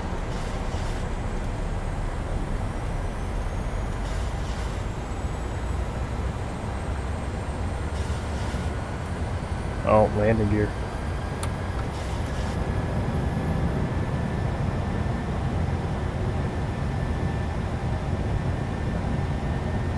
Alright, well, we missed the landing there because I suck at landing with my right hand, or my left hand. So we'll try that again. Not actually a terrible landing rate. It was 283 feet per minute, but we bounced for sure. And so we'll try that again. Alright, so we're going to put in... Don't need drag. What we need is...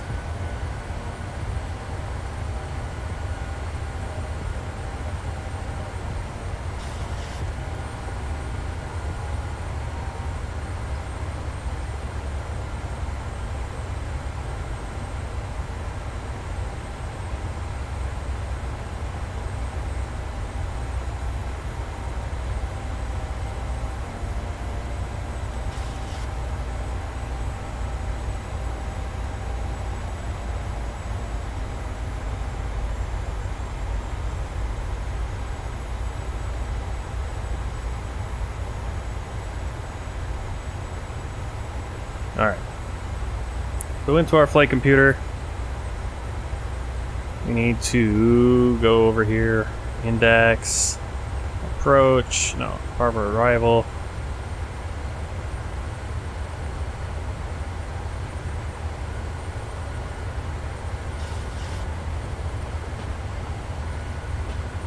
Alright, try that again.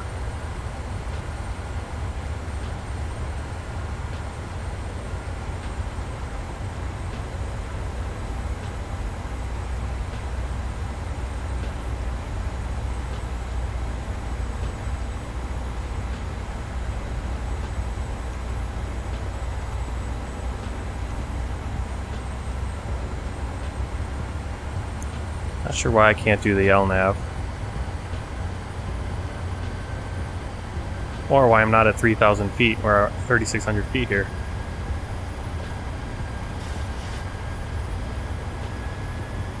There we go.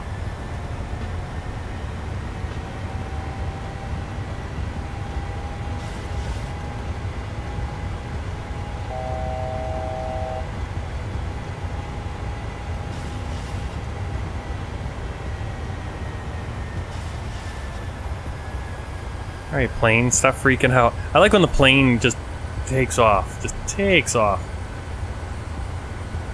Argentina 99er, radar contact. Proceed direct Charlie Bravo Alpha. Climb and maintain flight level 110, UNH 1018. Proceed direct to Charlie Bravo Alpha. Climb and maintain flight level 110, Argentina 99er. Argentina 99er, cleared Charlie Bravo Alpha ILS Whiskey. Approach at flight level 40, runway 19er. Report established on localizer. Cleared Charlie Bravo Alpha ILS Whiskey. Approach at flight level 40, runway. Alright, we're gonna try this again. We're gonna go around. On localizer, Argentina 99er. Speed brakes need to be retracted. That's a big thing that we forgot to do. That was not helping. Alright, everything else still the same. But we're going to come back on this VOR. I think.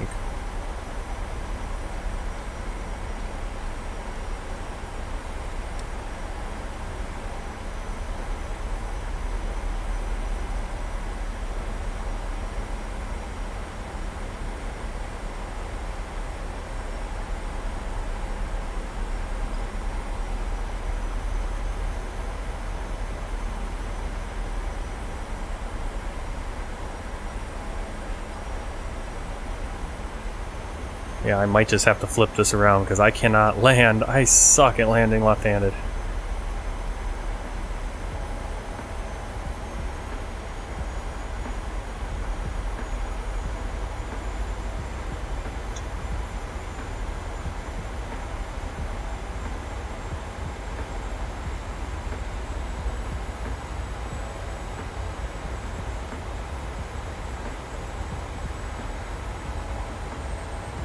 I wonder which one will be easier, kind of trying to use the mouse left-handed or the stick left-handed.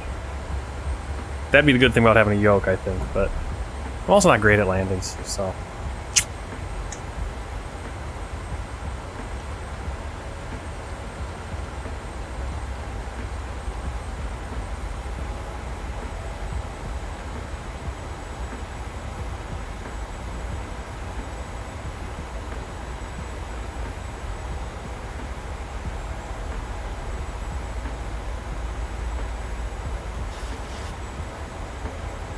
So we are on a go around.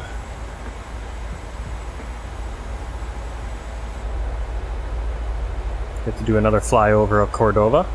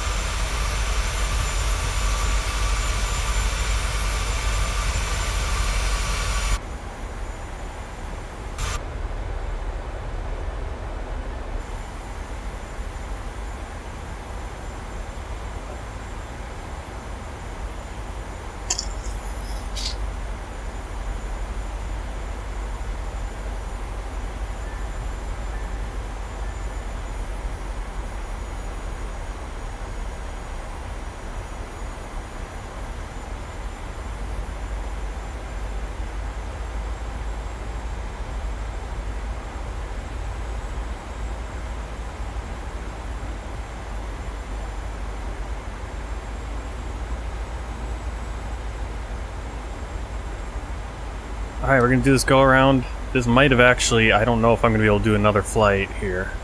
I kinda want to, but I don't know if I'm gonna be able to.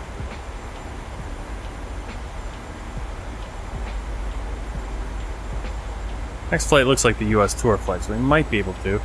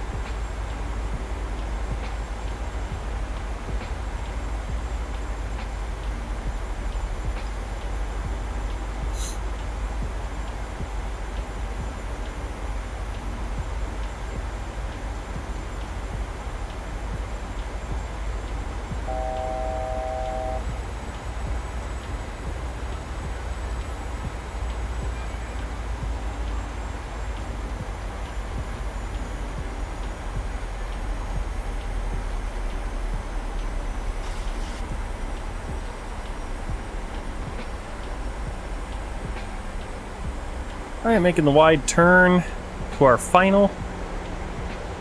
And we're gonna give it another go here. Hopefully I can get it on the ground this time. I'm trying to land with my left hand on the stick as opposed to the right hand, so it's a little bit different. And I don't know, I got really good at landing the Airbus, and then the Airbus, I started losing it. Same thing with the Boeing, I still haven't mastered it, so probably should just try it with the right hand.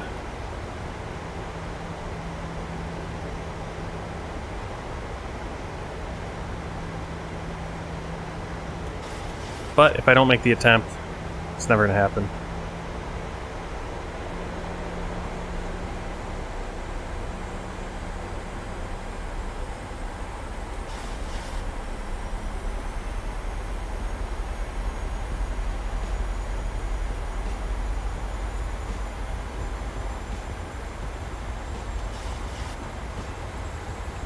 Alright, so we got the localizers, we'll hit approach.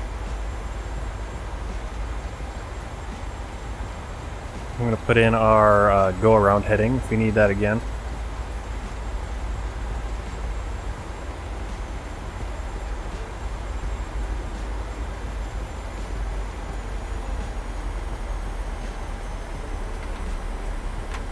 Start deploying the flaps, speed brake, armed again. Our approach speed is going to be 128.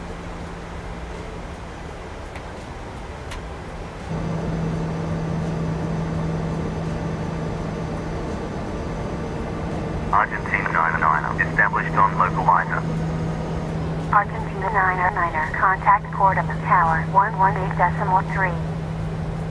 Contact Córdoba Tower 118.3. Argentina 99er. Córdoba Tower, Argentina 99er, on final 19er. Argentina 99er, continue approach. Continue approach, Argentina 99er.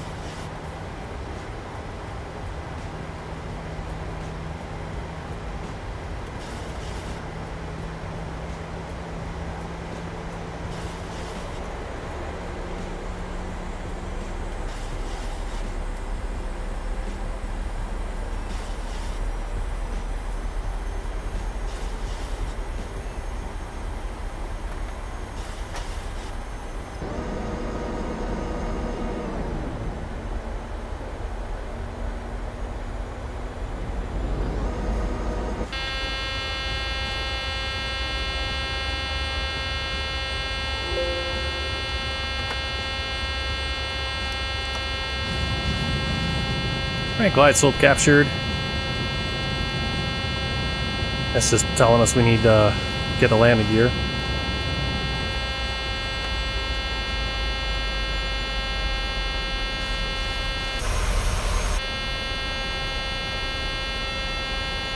Yeah, okay, thank you.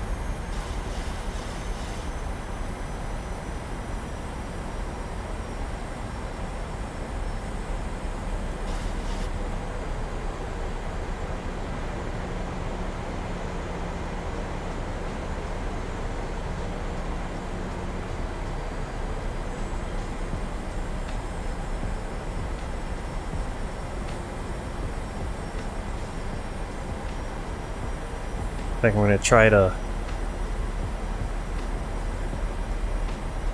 Argentina 9er, wind 260 degrees at 4 knots, cleared to land 19er. Cleared to land 19er, Argentina 9er.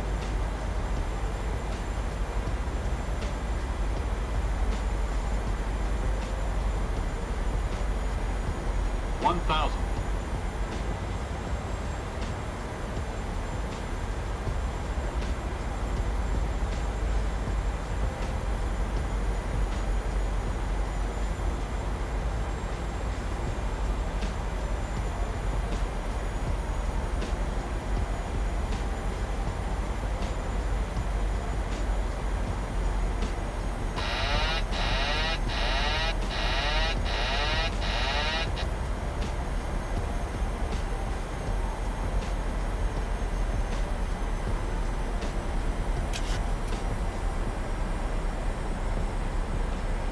See, it always drifts off the center line. 500.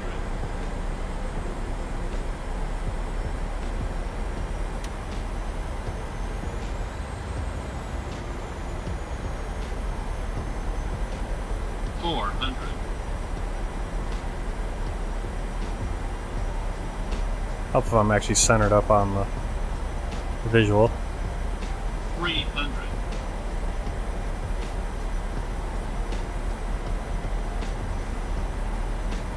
Approaching minimums.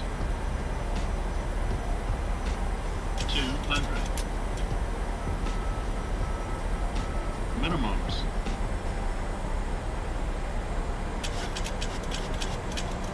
100. So shallow. 50. 30. 20. 10. Go down. Argentina 9er, when vacated, contact ground 121. Oh, not terrible. When vacated, contact ground 121.75, Argentina 9er.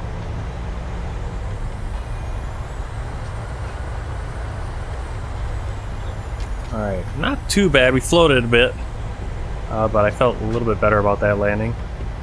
Still drifting all over the place, but I think we got on the center line. We stayed on the center line here in the rollout.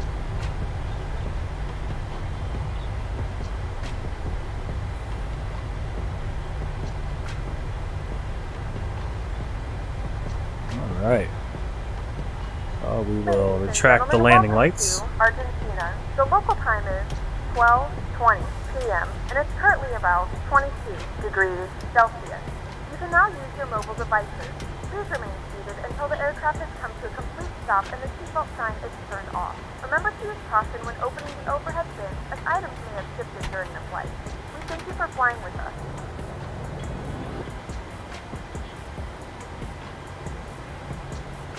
Alright, we're going to gate 5. Gonna be right over here.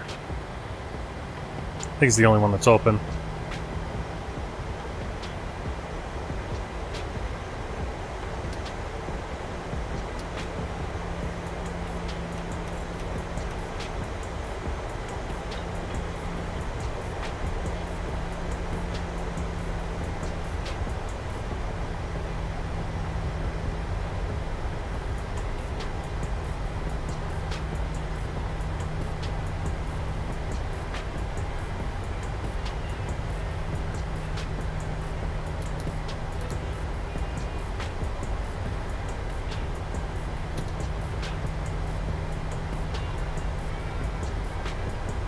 Córdoba ground, Argentina 9er, runway vacated with Bravo. Argentina 9er, taxi to gate 7, via Bravo Alpha. Taxi to gate 7, via Bravo Alpha, Argentina 9er. Oh, now they chose gate 7. Well, I didn't go to gate 7. I went to gate 5 because that's what it was originally. Alright. Parking brake. Set. Wheel chocks in place. Bring down. Switch to APU gen, and bring the engines down.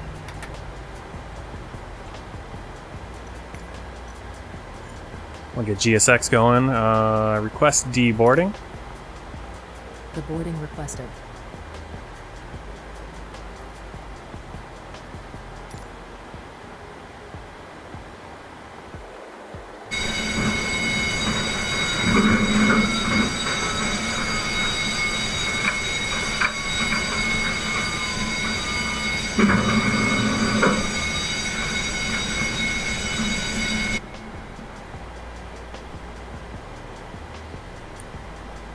Alright, ground services, let's get the ground power cart.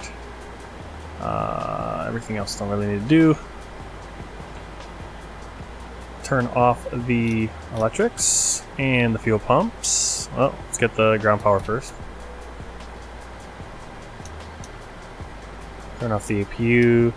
Turn off the fuel pumps. Passengers deboarding starting.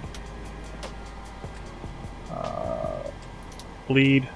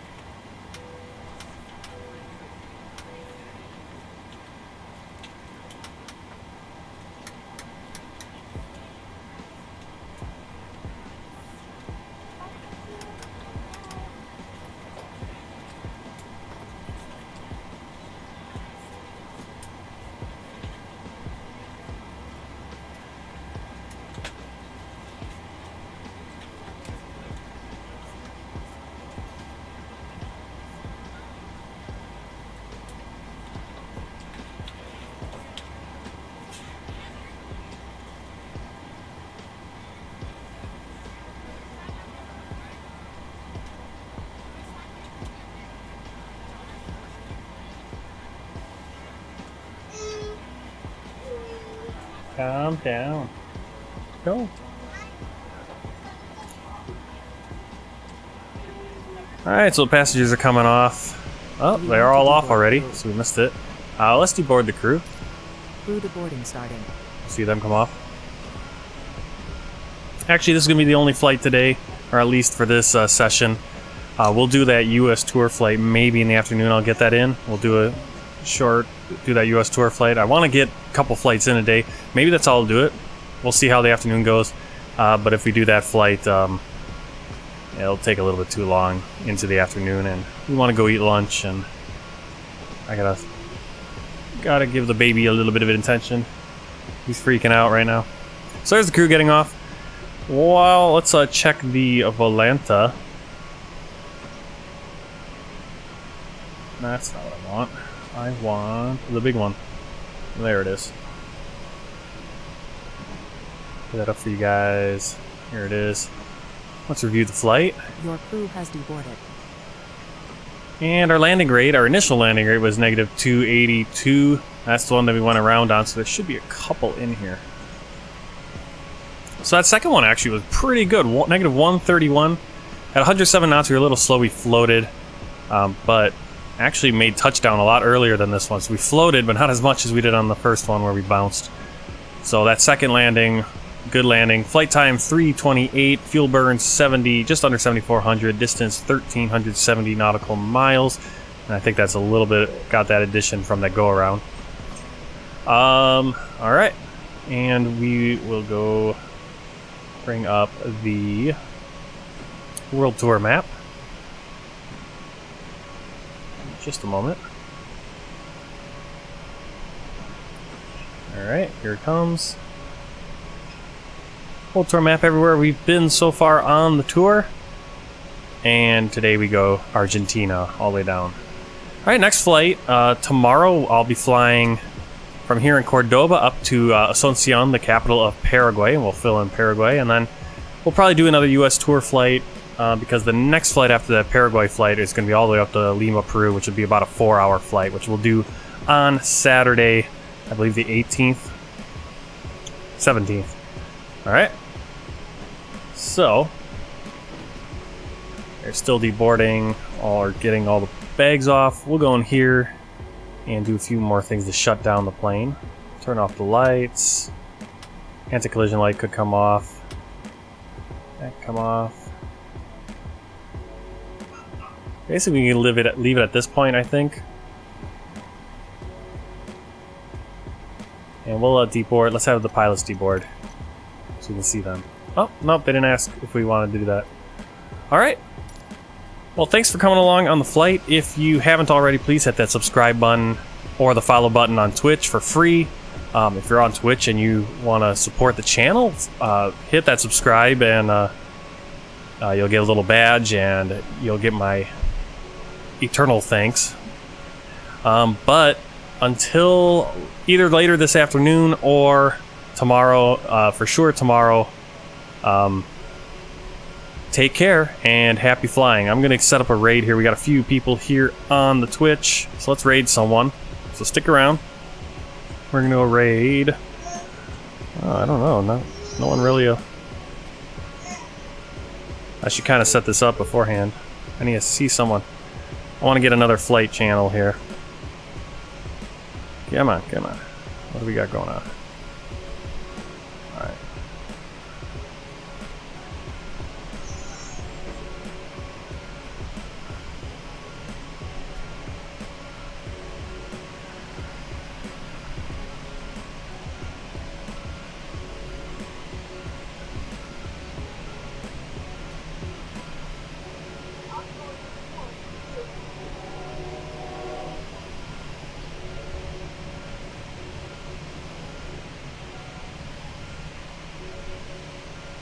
Alright, so there we go. We got everything closed. We didn't close the cargo doors.